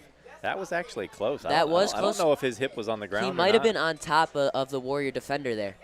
Take a look at that. You see us in the booth, but look on top. The camera crew giving you these amazing shots. That's Madison Cavan waving at us. Sheldon Powell in the blue right next to her. Having a ball up there. Shout out to them. It's great to have Stay them. dry up there. They're doing the dirty work. They're getting all the great camera angles for us, the replays, so thank you to them. Awesome. They're going to hand it off again. It's been working recently, but not that time. Nicholas Rose, the ball carrier for the Gladiators. Yeah, went back to the cookie jar one too many times there. That's going to bring up 3rd and long. Line of scrimmage. The ball we spotted at the Almost 30 reminded me of the line Steelers a little bit there, but with their wide receivers. They kept going to them this year, and it ended up this past year, and it ended up biting them in the butt there. Hey, don't let Coach Bowling hear you talk about the Steelers. If Coach Bowling is watching this broadcast, or he might, I'm sure he's out here tonight somewhere. Coach Bolin knows I'm a Steelers fan, so. All right. Another player down. Wasn't able to see exactly what happened. Trainer out there quickly, though, to take a look at him. It's the third time we've had a player down for Christ the King. Yeah, I'm having flashbacks. This is my 5th year up in the booth, and every year at the first home game, it hasn't happened yet necessarily, but there were so many players getting injured, getting used to being in the flow, cramping, guys not hydrating well enough. Curious to see if the second half any of that happens, but I'm just having flashbacks now of every beginning of the season. Takes a while for the players' bodies to adjust to the beating. First couple games of the year, obviously expected. Usually not any major injuries early on, just some minor tweaks here and there. Guys maybe not in the greatest of shape coming into the season, but he gets up and he's jogging off the field, so he should be totally fine there. Yeah, smile on his face. Good to go. The Warriors head back out. It's a beautiful night here under is. the Friday night lights. No place better. Following the timeout, Christ the King will have a 3rd and 15 from their own 38-yard line. A lot of great sponsors here on the broadcast. Forgot to give some love to Mendel Plumbing and Heating, experience you can trust at the end of the first quarter. Want to give them some shout-outs. We'll have a few other sponsors along the way. Something interesting right now is that we have Belai Bremmel playing safety. I like it. 37-0. Let's experiment. Let's find guys their best spot. We're building for a postseason run here. Now these are the games where you can test out different things that you otherwise would not be able to do in a close game. Definitely games that can be beneficial. Gladiators in the shotgun once again. Quick throw to the left side. Has space, makes a nice cutback move. Turns on the Jets. And that's a big first down for the Gladiators. Looks like he caught Belai stumbling there a little bit. And a big gain. Big gain for the Gladiators. The biggest yardage they've had all game. Yeah, take a look at this. Nice, just get the ball to a playmaker, and then right there, it's just that burst of speed. Yeah, he took off. Woo! Nice play there. Positive yardage. Let's see how our defense responds. 1st and 10 for Christ the King at the 30-yard line, so looking to maybe get their first points up on the board here. They're staying in the shotgun. Let's see if they continue the quick passing attack. Let's see if they throw another screen left, screen right. They hand it off to 34, and he's hit and dropped. Who was that coming around the edge? Looks like that was Ethan Bremer, I believe. I think it might have been Ethan Brunner. Taken down at the 32-yard line of Wheaton Academy. It was. It was Ethan Brunner, the sophomore out there for the Warriors defense. 13 for Christ the King. Yeah, Ethan Brunner. You've been hearing the last name Brunner the last 5-6 years if you're a fan of Wheaton Academy football. Older brothers Josh, Mitch come through the program, have graduated. Ethan picking up where they left off, and then some. Those football families, sometimes the youngest are the best ones. We can hope for Warrior football's sake. Handoff up the middle. He's got space. And another big positive yardage play. He's knocking on the door here. It's going to be 3rd and short. Another big run for the back of Christ the King, number 34. He's definitely got some speed. Taken down at the 23-yard line of Wheaton Yeah, that Academy. tackle was by number 45, Brandon Keebles, the freshman. Kind of jumped on his back, rode him down to the ground. Looked like the defensive line had some push there. But this Christ the King with their kind of zone running attack is finding the gaps and making us actually pay for our penetration. Definitely seeing improvement here from Christ the King. Snaps a little high. Handoff up the middle. Ball's going to be down around the 20. That's really close to a first down. We'll see if they measure or if they call it short. And I do see a flag on the field. Holding. They're going to back it up. Holding on the offense. That's going to hurt. We'll give the Warriors a chance here to get a stop as they're starting to knock into the red zone. I don't know about you, but I would love to see that 0 stay on the left side of the scoreboard the entire game. The Warriors get themselves a shutout. I'm sure the whole Warriors team would love to see that too. Definitely a confidence booster, a boost that they're definitely looking for coming off of a loss at Brookfield. Again, 37-0 with 3 minutes here left in the second quarter. Christ the King's running back, who has had those last few positive yardage, is taking a break, taking a knee over here, took the helmet off, catching his breath. We'll see if someone else can pick up where he left off and keep this drive alive for the Gladiators. He's doing a great job. It looks like he was a little shaken up after that last hit that he took, and it's going to be 3rd and 15 here for the Gladiators. Blitz by the Warriors. That was an all-out blitz and a great play call by the Gladiators to get the screen, but a nice one-on-one tackle to save what could have been a big play. Not much, if any, yardage gained there. Yeah, take a look. Nico coming off the edge, a couple Warriors here attacking the quarterback, and sometimes one of the worst things that can happen is when they see that pressure and throw to the opposite side, but luckily we had another white hat right over there to make the tackle. It was obviously a designed halfback screen there.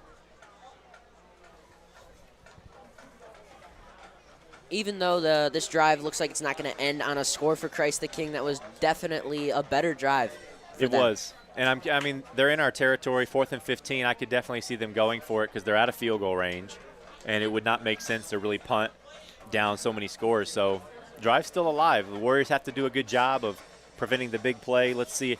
I'm guessing they're going to plant our safeties right at the 20-yard line and just make them throw in front of us. Nothing deep over the top. They're known to write up some designed runs for their quarterbacks, so let's see if they pull one of those out here. Yeah, you know from playing Madden, sometimes going into the prevent defense is not the best decision. No, it's not. Let's see what the formation is here. I see 2 wide receivers right, tall wide receiver on the left side of your screen, here at the top of your screen in single coverage.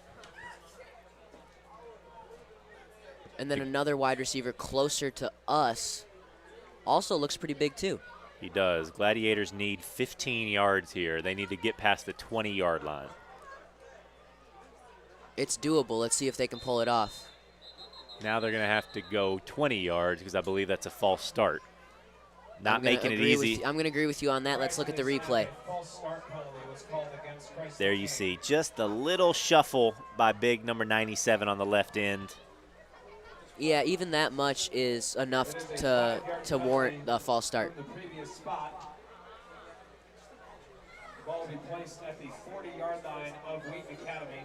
So an even tougher position now here for Christ the King.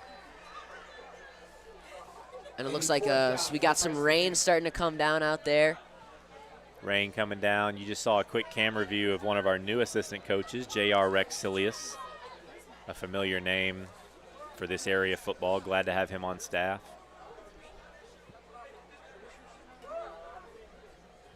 Are the ponchos coming out? The hoods are going up? Hoods are going up outside the press box. We're nice. We're in here. No rain coming down on us.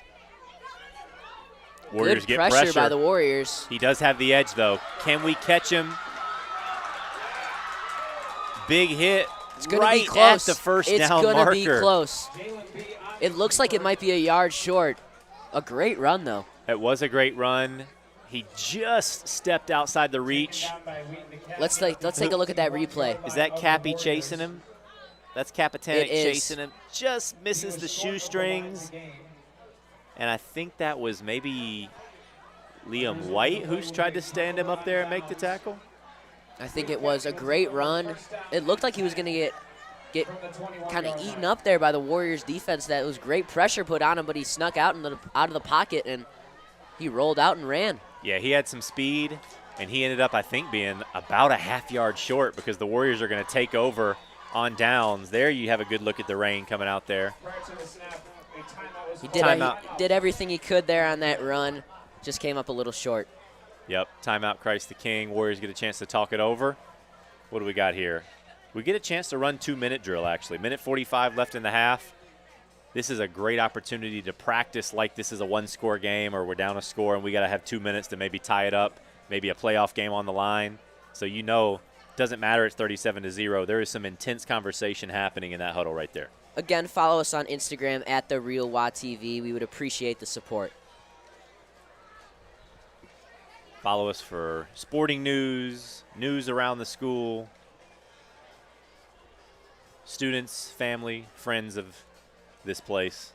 And there you see the pep band. Doing a great job tonight. Getting after it. That's Nick DeGalbo on the bass. Just slapping it. Coach Johannick making sure his guys are ready, locked in. Like you said, this is good practice here for the Warriors. They were in a position last week where it did come down to the end of the game. Exactly. And now they can hopefully replicate some of that and look to get a score here at the end of this first half. Exactly. David Dorn under center. And we got the starters back out there. Tripp wide receiver right. Oh, yeah, this is – Eddie Casper out wide. He's going deep. He's got him. He's connects. Got him. He's going. Can he go? Where's the penalty for the horse collar tackle? But what a great The flags play. are up. The flags are up. That there was is a flag. Catch. Okay. If not, he would have broke free. If not, he definitely would have broke free there. Great throwing catch. I think Dorn was looking for him the whole way. Oh, you knew he was. Let's take a look. Let's see off this replay if we can get a pause right at about the moment where Dorn decides to throw to his guy Eddie Casper. The transfer. Eddie Casper transfer from Burlington. Super excited to be out here tonight. You could see it there. We might get it again in a second. But the minute he saw that Casper right here, his eyes. Dorn knows. He sees. Look at the position of that defender. His legs are turned. His hips were in the wrong direction, and Dorn knew Casper was going to have. He knew before some space. He knew before the play that one of the best route runners in the state was going to be able to beat his man. Single coverage there. Yeah, and up the sideline for a huge advantage there. Who let the dogs out? Who let the dogs out? We got a minute 30 here at Performance Trust. Warriors knocking on the door. This is a great chance for us with our offensive ones out there to see what we can do with the clock running down. 1st and 10 at about the 11-yard line. Dorn rolling right. Avoids the defender. Great shimmy there. Oh. Almost an interception thrown. Yeah, that was a tough pass. I really like the footwork there. Yeah, it was great footwork. He got out of that. There was a defender coming at him pretty hard. Looks like he was looking for Eddie Casper in the end zone, but just unable to connect on that one. Yeah, I mean, that's a tough throw. It's hard to judge the distance, and that one was a little short. He needed to kind of throw that one towards the back pylon. Came up a little short, but we live to see another day. Pass incomplete. 2nd and 10. Just over a minute to go. Rain steadily coming down. 3 wide receivers right. Dorn looking left to his guy who tripped and up. And a stumble for Eddie Casper. Turf might be getting a little slick. You can tell that's twice where we've gone 3 wide receivers to the right, isolated Eddie Casper on the left, and look for that one-on-one coverage. That just shows how good of a route runner he is and design. How they know that he can break free from whoever's covering him. Definitely lucky to have that transfer, Eddie Casper. Made some great plays tonight. We got Nico Zepeda to the right. Donovan Meters also lined up wide. Nico in the slot. And we've got our 2 studs, Liam White and Eddie Casper, lined up to the left. That's going to be backing on up.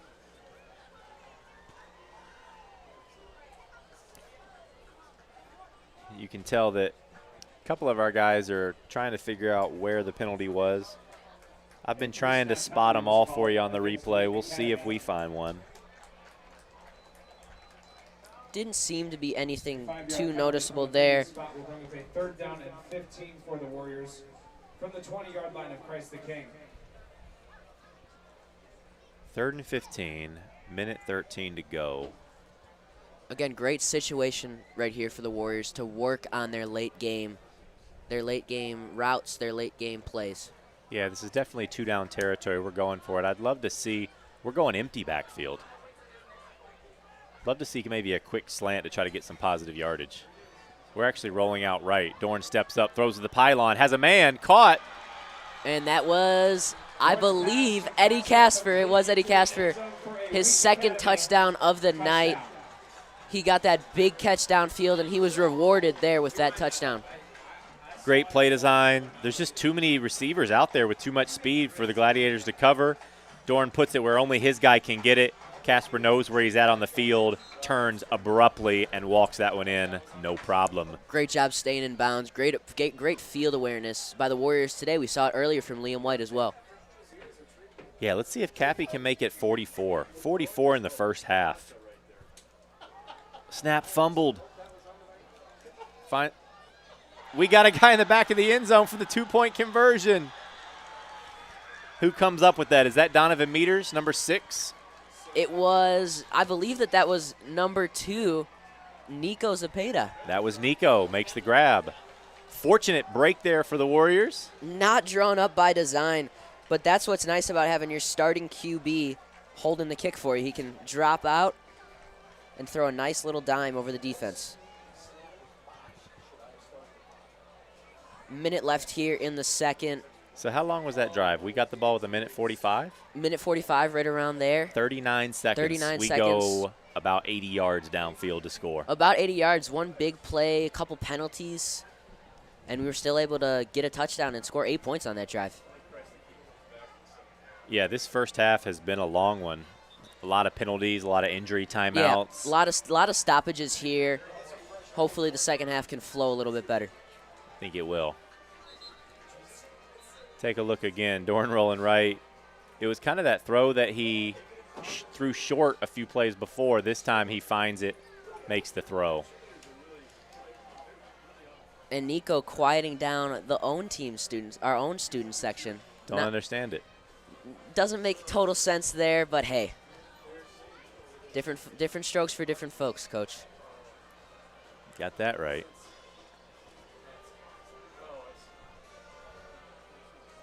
Cappy probably just, he charged that leg up for the extra point, did not get to expend the energy, so this one might actually go through the uprights from deep. We might have this one hit someone in the student section. You never know. Hope they put their hard hats on over there, the construction workers. Fielded at the 5. Shifty move. Looking up the middle. Ball's out. I think Warriors recovered. They're piled up right there. We'll see who ends up. Oh, that's coming Warrior out with football, it. no doubt Warriors about football. And that was number 23, Tyler Summer. I'm waiting for the signal. They're not calling it. He may have been down, but we'll see. Need to see this one, Derek. They signal Gladiator football. I'm going to need to see a replay on that one.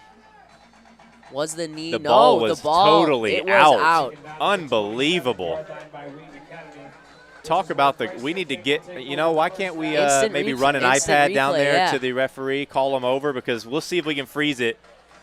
Watch right. It's going to be right That's there. Where he rips out the ball. Perfect. Look at that camera work right there. Ball is clearly out. Knees are not down. Brilliant job by our tech crew. He's still running. Should be Warrior ball. It is not. I think we'll be okay. Up but 45. Still, you'd like to see those big momentum plays reward the special teams. Design QB run. Rain's falling a little harder now. Nicholas Rose, the ball starting to come down. Starting to see some fans get out of here. 45-point lead going into halftime. Taken down at the 30-yard line. Gain of 3 on the play, resulting in a second. But we do have the glow dance here after. Nobody's for the going home students. early, Derek. None of the students will be going home. Maybe some of the parents and fans, but none of the students will be going home. We've got a dance afterwards, which is definitely going to be a good one. The only thing that makes a glow dance more exciting is if there's a downpour of rain, and it looks like we're going to get that. So nobody's leaving. I see some neon lights actually flashing up on the field house every now and then. Not sure what's going on over there. A lot of fun, some games, some snacks. Games, food. We've got the shack over there, as you mentioned. And I'm seeing the clock wind down, Derek, and that is going to take us right into halftime. What a dominating performance by our Warriors, 45-0. Great first half for the Warriors. An awesome bounce back early from last week's loss. We could see them running off the field right now. Let's talk about some of the players that shined in the first half. Eddie Casper, what are your thoughts on that? Made his impact early. 2 scores, as you mentioned, but also is our main deep threat that really opens up the defense and creates for a lot of other people. Can't understate that. What about on the defensive end? Some big hits by Mr. Johannick. Johannick played great. Ethan Brunner. Brunner was awesome. We had an interception. We did. We had an interception, a pick six from Joe Bracey. Forgot that was about early. that. That started us off. That was the second touchdown we scored. Liam White also having a great first half with a couple touchdowns. Yeah, we're gonna take a short break here at halftime. We'll leave this this scoreboard up, provided to you by Providence Bank and Trust. We'll come back just a couple minutes before to give you a few scores from around the conference and get prepped for the second half. Don't go anywhere. Go grab some popcorn. We'll see you back shortly here at Performance Trust Stadium.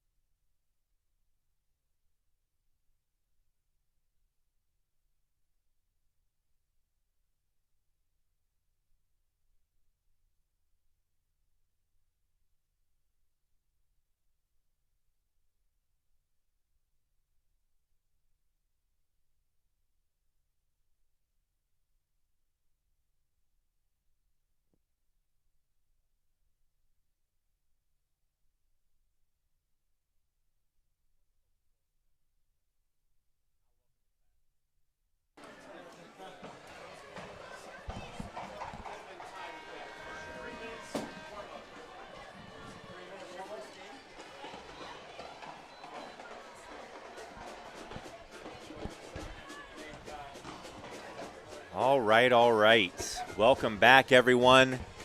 As the clock ticks down, as we're about to start the second half, we're back up in the booth. Daniel Smith here with Derek Schlenbecker. Derek, what were some of your favorite moments from the first half?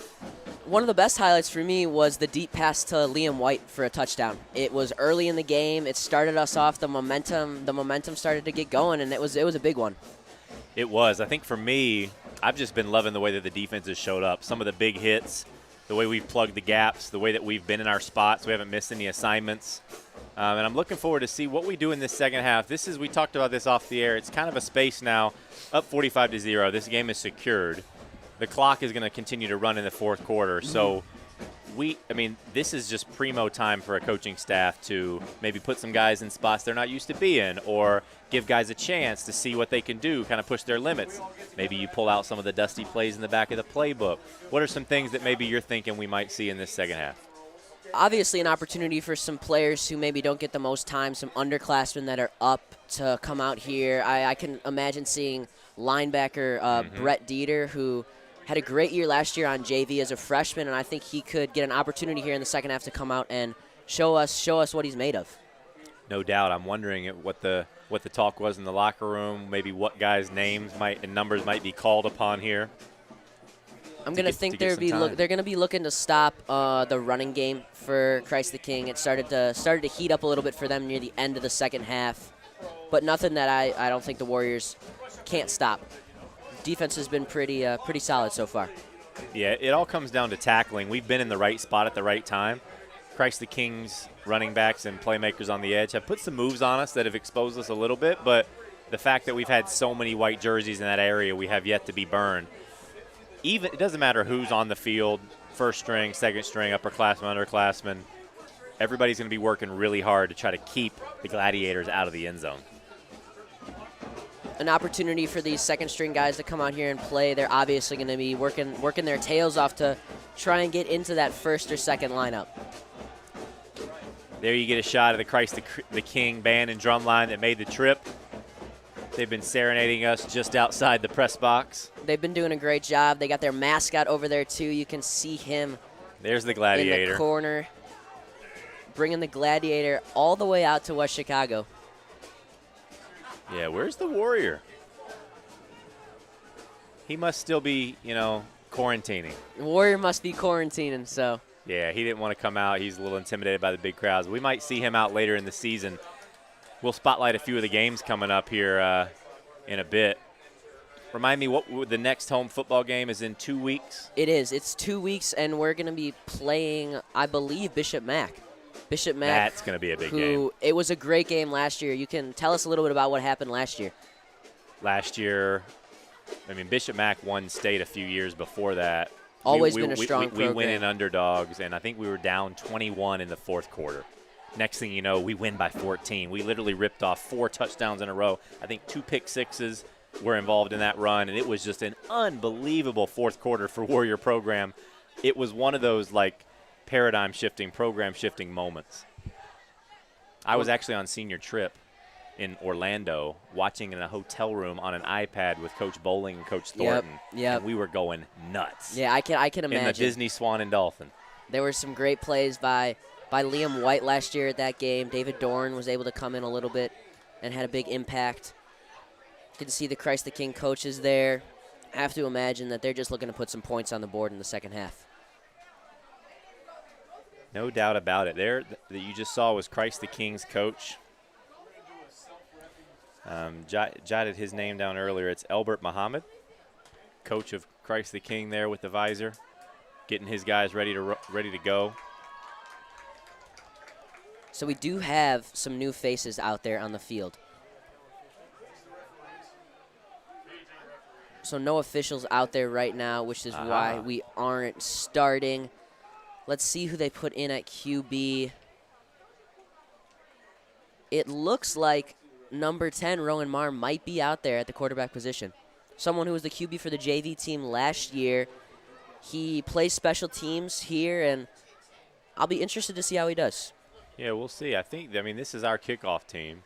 So right now they'll be kicking off, but who knows? We're going to shuffle up a lot of stuff here in the second half. For sure. I just caught my eye. There's a laser show going on over there next to the field house. There you see Coach Swider, who's inching his way closer to the referee's locker room. Probably wants to go knock on the door. Got the special teams out there just talking, not much to do.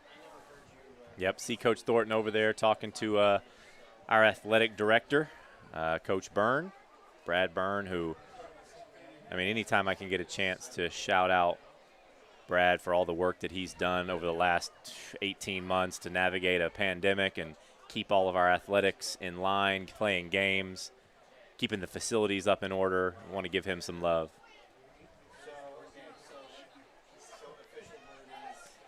So we've just received word that the refs were actually late because they were enjoying some food from the shack.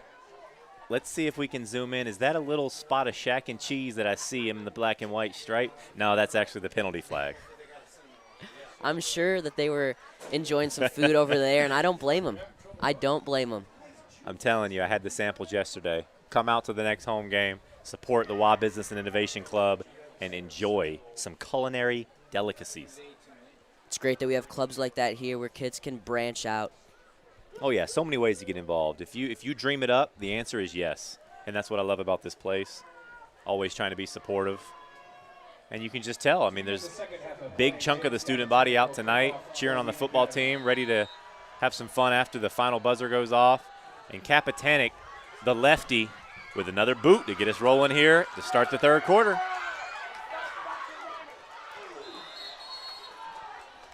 That was a sandwich, Derek.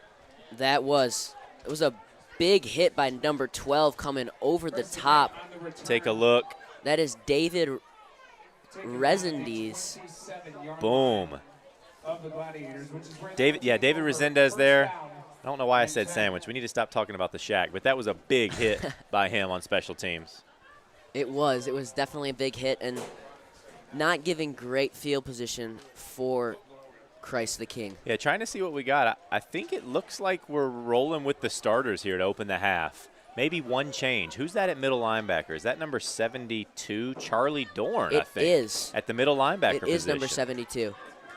So the younger brother of quarterback, David Dorn, the junior Charlie Dorn. Looks like we've got a change with the DBs as well. We've got Donovan Meters out there replacing Liam White. A good cut by Christ the King and able to pick up some yards there. Hey, I think you nailed it, Derek. I think I also see right here on the screen, that's number 38, Brett Dieter. It is Brett. Super explosive. Sophomore, one of the better players out there, and a bright spot for the Warriors as the next few years come. Yeah, I like seeing some young guys out there. I still see Jake Fergursky on the line. Looks like Johannick Ethan might Brunner. be there. I think Justice Finn is still at the nose tackle position, number 24. He is. Nice job by the Warriors there with the gang tackle. It's going to bring up third and about 1, so we stuffed that. It was second and short. Looking to see, they're signaling the first down. So Christ the King starts by moving the chains.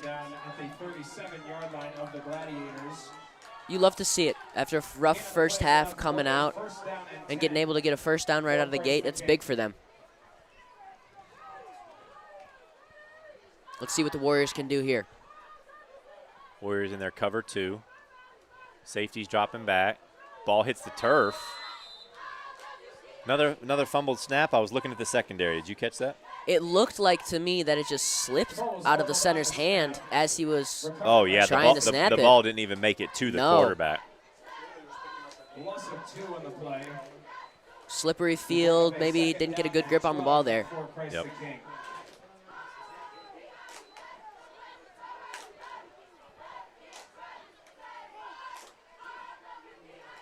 Still some light rain out on the field, which combine some rain with turf, it can be pretty slippery out there. Yes, it can. I would take it over when it was 100 degrees a few weeks ago, though, on that turf. I would agree with that. Hit and dropped at the line of scrimmage. A host of Warriors. Number 50, Noah Husted in on that one. Ethan Brunner, Jake Figursky. And we've got another Gladiator down on the field. Taken down at the original line of Ethan scrimmage. Brenner's still in there, There a is a sophomore, timeout so you would assume that you would give on the field. him some more time to work with some of these other guys. Looked like they're stretching him out. It looks like it was a cramp. We talked about it. I often see the cramps happen in the early weeks of the season before guys get into game shape. So I think he'll be okay. Trainer there helping stretch out that calf muscle. You know the secret to cramps. I say this every year on the broadcast. What do you have any home remedies for cramps? Well, I mean, pickle juice is something that a lot of people use. Pickle juice, Mustard sometimes. Thank you very much. You can. Mustard I don't know. packets. I don't know if anything is going to get me to eat some mustard, but I usually just stick with some Gatorade. Gatorade will do it, but you got to hydrate ahead of time. When you're in a pinch, Derek, and you got to get on the field, ripping that mustard packet off and downing it is the quickest way back to recovery. Just plug your nose so you can't taste it, I guess. There you see the coaching staff. This is a great shot. Cheerleaders taking a knee. There's Coach Ellison, who helps lead our JV team. He's also in the student services department. Advisor at here Academy. at the school. He's my advisor last year, and just did a great job of welcoming me here to Wheaton Academy. Yep, great guy, involved with our Kingdom Community Initiative as well. Looks like he's on medical duty there right now, maybe hopping on the walkie-talkie, doing a bit of it all. Looks like we have some movement from the Christ the King player there. Maybe trying to get him up, and the Warriors are coming back on the field. Yeah, it looks like that leg just kind of locked up on him.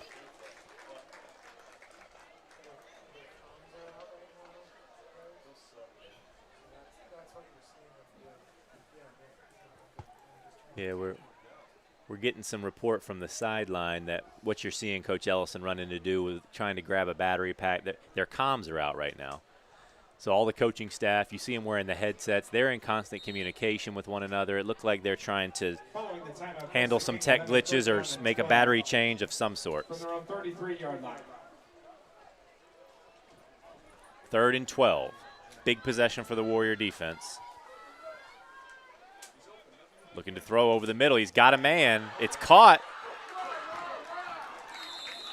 It's going to be a first down for the Gladiators. A little bit of life. Taken down there by Donovan Meters. Belay Bermel assisted that tackle. For a Christ the King first down and 10. A solid drive here for Christ the King early. Yeah, I mean, that 3rd down conversion was clearly their best of the game. So 1st and 10, they're inside Warrior territory. They haven't been in here in our territory very often. Let's see what they do. Quarterback in the gun, back in the pistol with that running back lined up right behind him. Man in motion. And they hand it to him. Yeah, little misdirection, positive yardage, short gain. Couple yards here and there. That's how you get first downs in football. So gets right through that gap, and then ends up being taken down by number 58. That's Cappy. That is Cappy, doing everything tonight.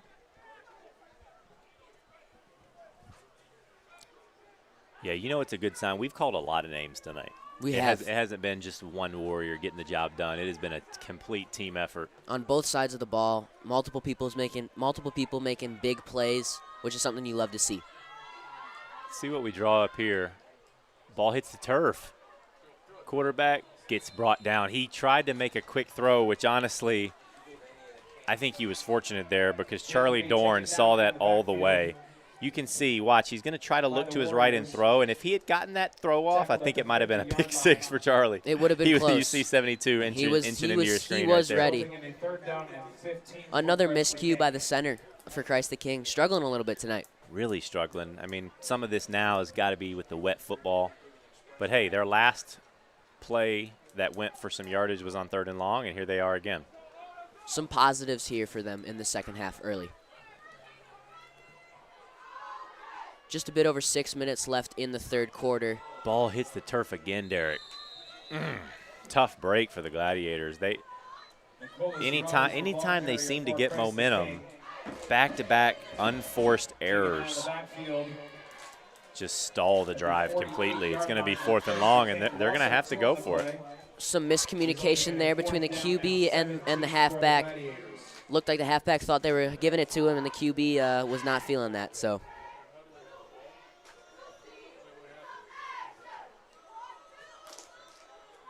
Warriors hustled to the ball, weren't really set, maybe caught us sleeping a little bit. Quick snap, another ball hits the deck. Quarterback Good goes protection. deep. This could It's be up. And it looks like he was out of bounds. They're going to 1 foot out say of bounds. he stepped. Wow, that was really close. That Take a was look, because close. you only have to get 1 foot in bounds in high school football. Let's Threw see. it high up in the air. Look at that. You can And see at the he very bottom is of your just- screen. Did that foot land out of bounds? It was over by a little bit. Wheaton Academy will take over first down and 10. We were Quarterback talking- had to make a throw. He put it where only his guy could get it, and receiver just couldn't make the play he needed. talking about field awareness earlier and how great the Warriors have been doing with that. Yep. Just a little bit. Take a look. Different camera angle. Yeah, just barely out. Just barely out. Right at the first down marker, too. A couple positives in that drive, though. Handoff to Stas. He's got space. Picks up about 6. Nicolau, the ball carrier for Wheaton Academy. Taken down at the 41-yard line.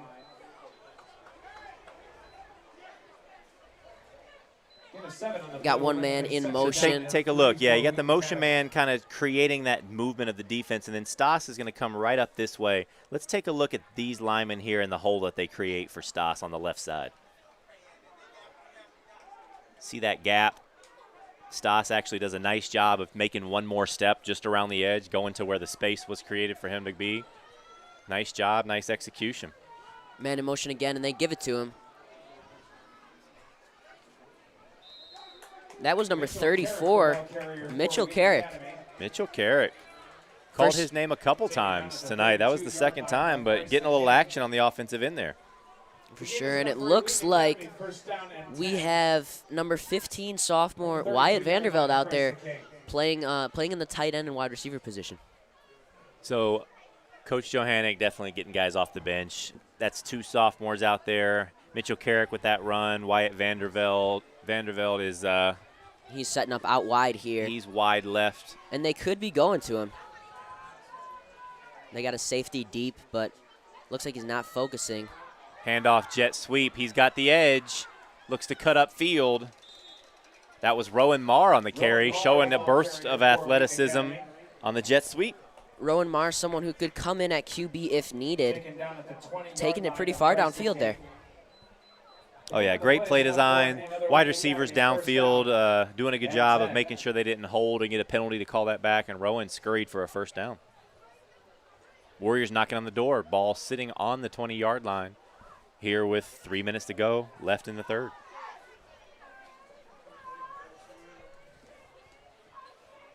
I feel like this third quarter just zoomed by. It's definitely moving faster than the first half.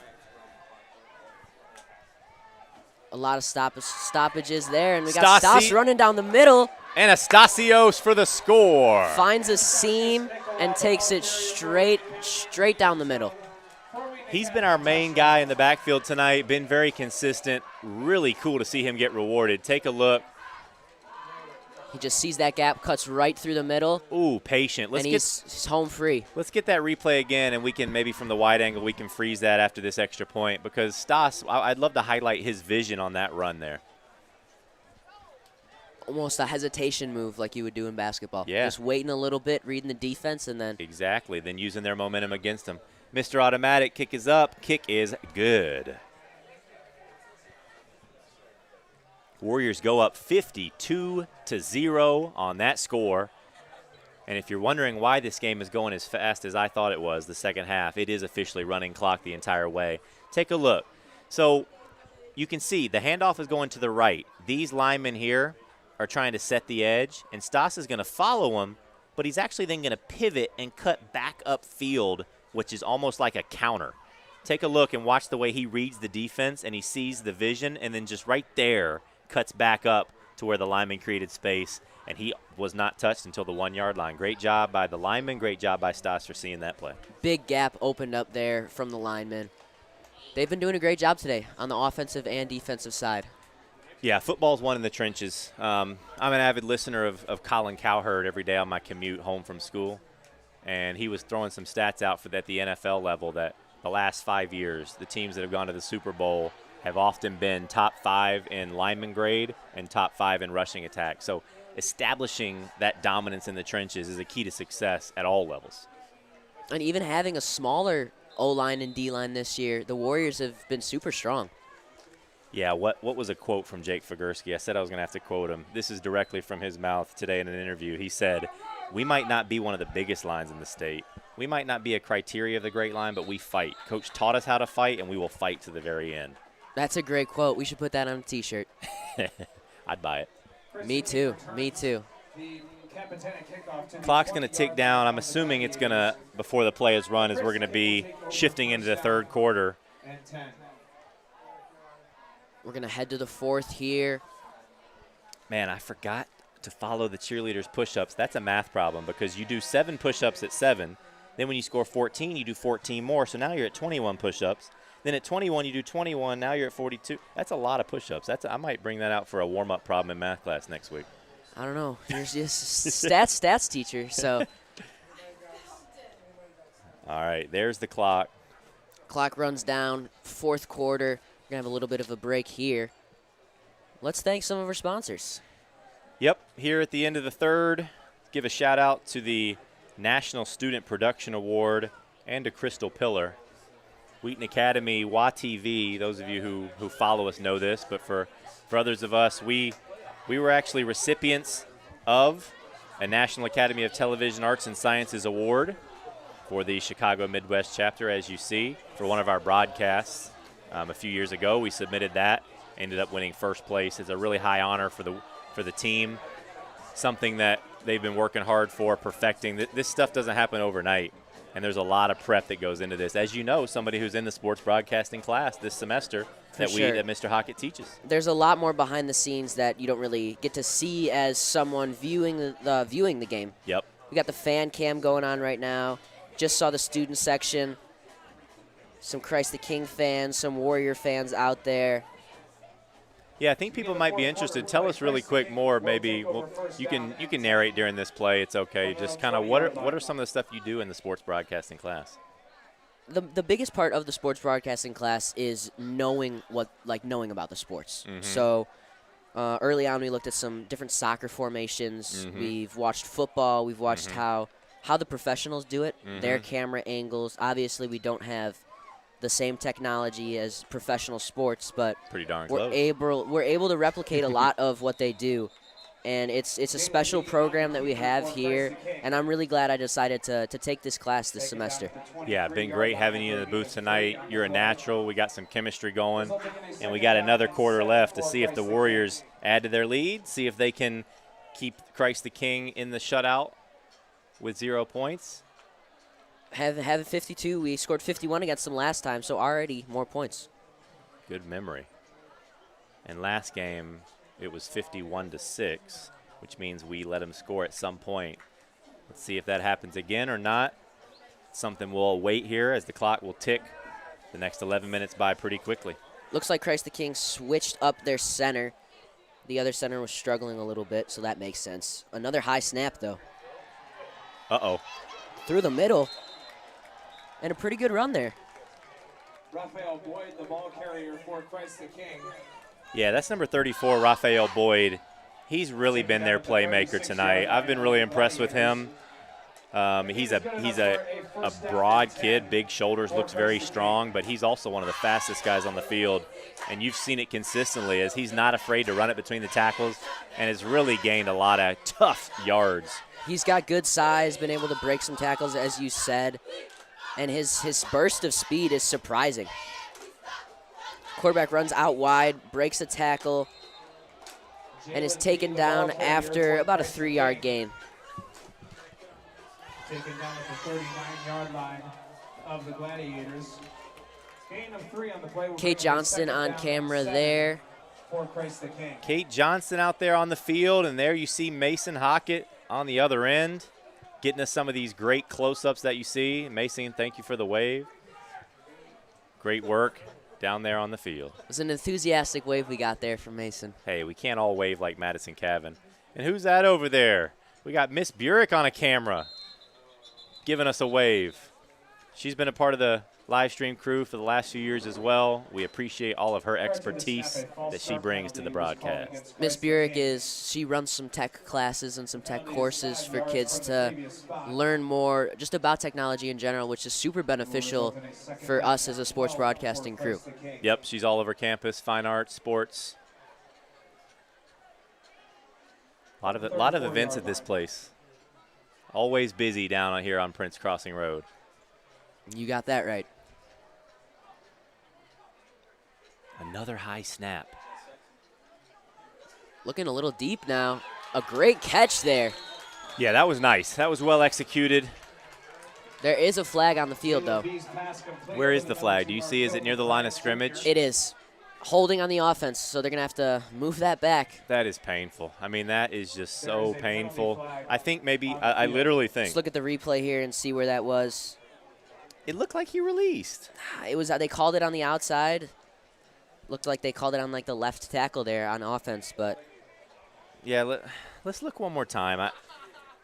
I mean, it's a hard job. This stuff's going full speed. Freeze right here. The right tackle over there. I have 52. a feeling. Yeah. I mean, look, this referee is looking right at him, right? Mm-hmm. And I don't. Let's see if he gets hands on the shoulder pads. Look, he kind of lets go because he knows he.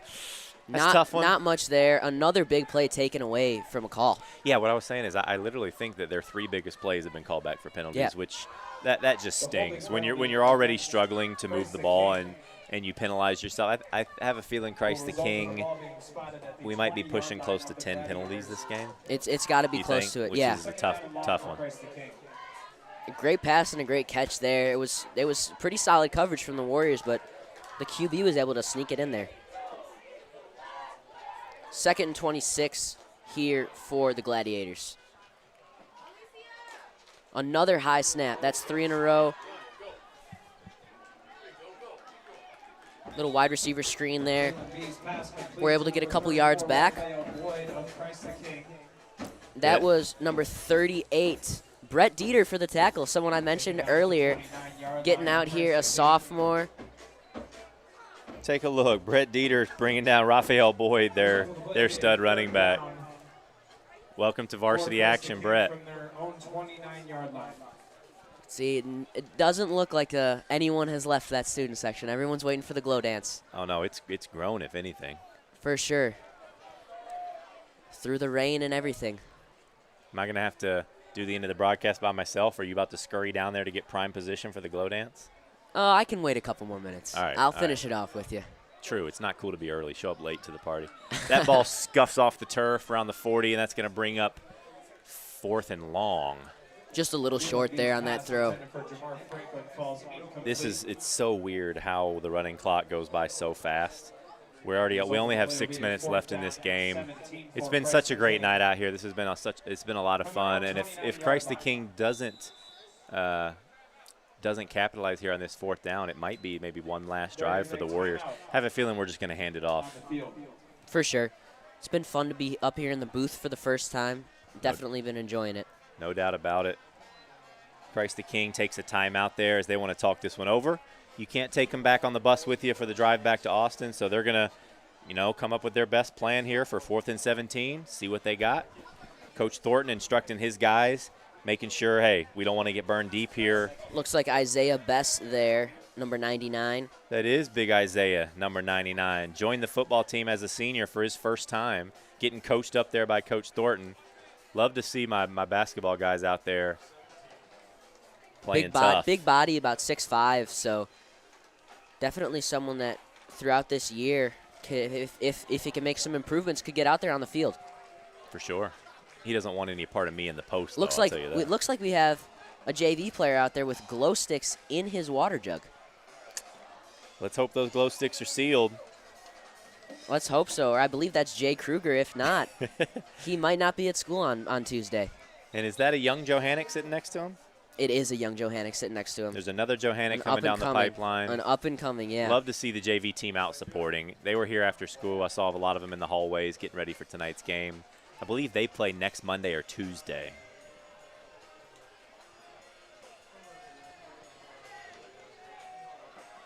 Yeah, we know a lot of you are out there watching. We want to take a second to give a shout out to Rachel Cobb, alumna of Wheaton Academy, former director of some of our WA live stream broadcasts. Thank you for tuning in, Rachel.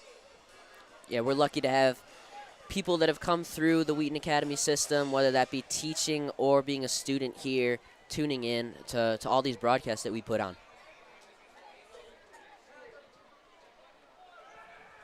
Yeah, if anybody else is watching every week, just give us some love in the comments. We sometimes check those at halftime. We'll give you some shout-outs. Continue to. Looked like they were snapping it to the running back there, trying to Uh-oh. get something. Just a little bit of extra pushing and shoving here at the end. It's okay, nothing major. I mean, frustrations are high at this point in the game when we're up 52-0, and totally understandable. I mean, this is a battle. It's very competitive. I don't think they could tell that the whistle was being blown. So, sometimes you get tangled up and one guy realizes the play's over, the other guy doesn't realize, and just a little bit of a scuffle there. So they'll probably give an intention or a personal foul for maybe one or both sides here. Looks like it might be both sides. Pretty long discussion here. We got a Christ the King coach taking part in that discussion with the refs. Yep, they're talking it out there. Sometimes with these big margin games, you get some pushing and shoving near the end. Some teams are frustrated. Didn't have a great night for Christ the King. No, not a great night at all. Were some positives though. There were some bright spots for him. Some good passes, some great runs by their running back. Yeah, I mean, I think they kind of found what works for them.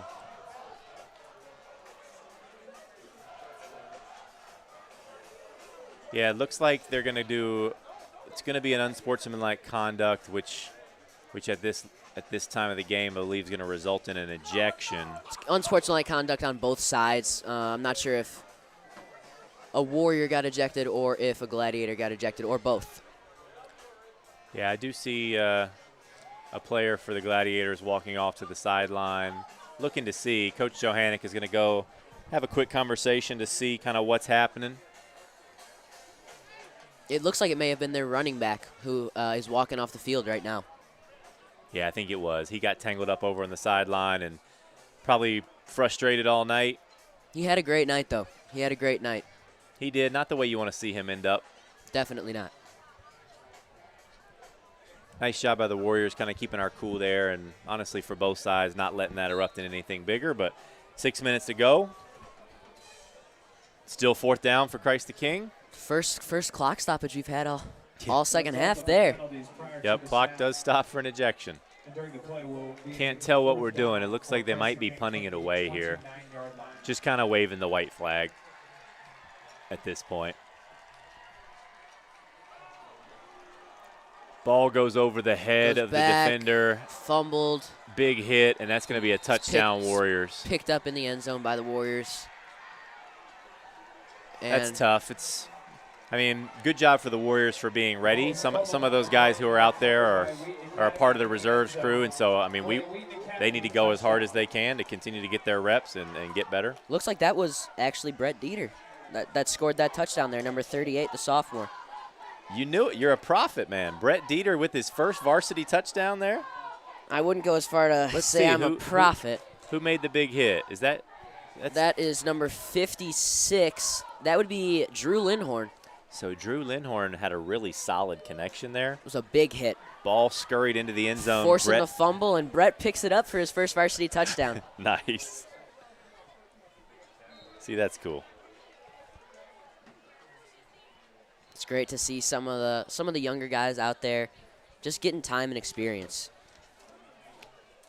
100%. And I'm looking over at the WA sideline right now. You can see all the starters there standing, toes on the sideline, ready to greet the guys running off the field, ready to congratulate them. There's one takeaway. I would say that the chemistry between Wheaton seems really good. Seems like there's a positive vibe throughout the whole team and that all the players get along. Yeah, I think you're right. I mean, that stuff kind of matters. That's a testimony to the coaching staff. That's a testament to the captains, Figursky, Kapitanek, Dorn, Johannick, and Bracey, all senior captains.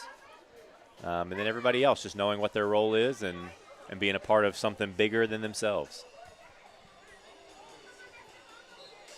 All right, we're getting a little antsy here now. 4 minutes left, running clock still. Christ the King is taking the field. Coach Swider is over there talking to the Warriors defense right now. Special teams. Yeah, be sure to follow us on Instagram, Twitter at @TheRealWattTV. Share our YouTube page. You can share this broadcast, but I'm more thinking ahead to the big game coming up in 2 weeks against Bishop Mack. And then Couple weeks after that. following that, we got IC at home as well. Immaculate Conception College Prep at home, and then 2 weeks later, homecoming here against St. Ed. All conference games, all super important. Only 4 home games this year, so we'll enjoy every minute of every one of those. If we can win that Bishop Mack and win that IC, then that puts us in very good position to take home the conference championship this year. Kapitanek with the boot. He's really been having to use his leg a lot today, huh? Whew. He's going to ice it after the game. Warriors swarm the Gladiators at the 28-yard line. Taken down at the 27-yard line. Return man for Christ the King has been doing a pretty solid job. I agree. He's had a couple nice moves on some of the Warriors defenders, leaving them in the dust. Seems to have at least gotten like 10 to 15 yards every time. No doubt about it. So 2 minutes to go. We're wrapping up here. I know kind of the routine for the football team is after this game. I know a lot of the guys actually come back and watch this broadcast. I think the coaches actually watch film immediately after the game. I'm a part of their huddle email, and I get emails at 2, 3 o'clock in the morning. They don't ever rest after game days. They're already prepping for next week. So that starts officially as the final buzzer ends. It does. These guys are super focused, looking to go far this season in the state tournament. No doubt about it. Look like Christ the King got a little confused there. A couple flags on the field, but clock will continue to run. We'll see if it stops at the 2-minute warning. I can't remember. It does not even stop at the 2-minute warning. So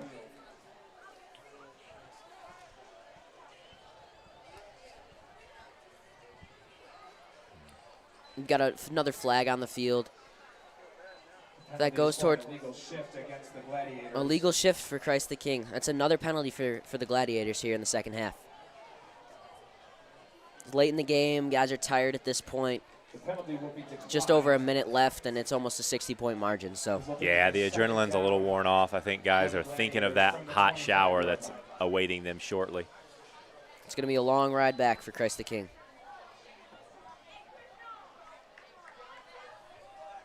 Yeah, you may hear in the background every now and then the PA announcer here up in the booth with us, Coach Fritz, on the mic tonight. Been doing this for a few years now. Love having him up in the booth. Clock continues to roll. Not sure exactly kind of what the conversation is. Looks like they're backing Christ the King up. 1st and 25. They might just let the clock run out here. Does kind of look like everybody's catching their breath here, huh? Looks like they might set up for one final play.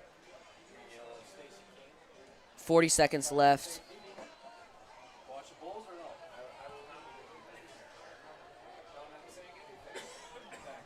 All right, this 30 is gonna be it. You're right, Derek.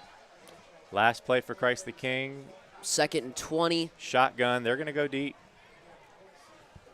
See if they can. We have one safety. We're cover 1 right now. They go to the running back. And they hand it off. Probably a wise decision, and that's probably going to do it. And that's going to be it.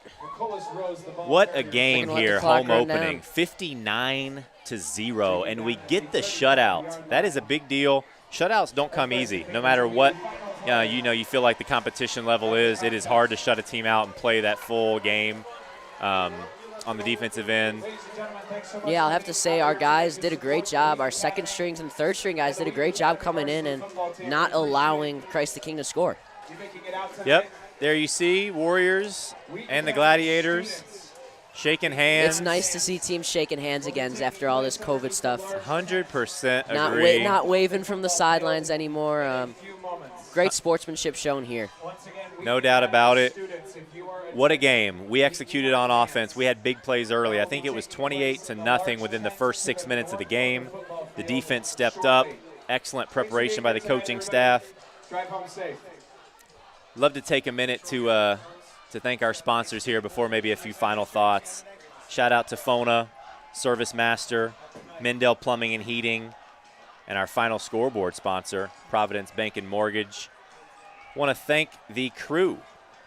We've showed them earlier, but let's give some more love to the camera crew, Sheldon Powell, Madison Cavan, Mason Hockett, Kate Johnston, our graphics and director, Kenneth Tolman, faculty support, Joe Jones and Rachel Burek, Mr. Hockett, the man kind of behind the curtain who's running the whole show, and then lastly you, my fellow co-host, your first time in the booth. It was an absolute pleasure doing this broadcast with you. Any final thoughts here just to kind of summarize the night?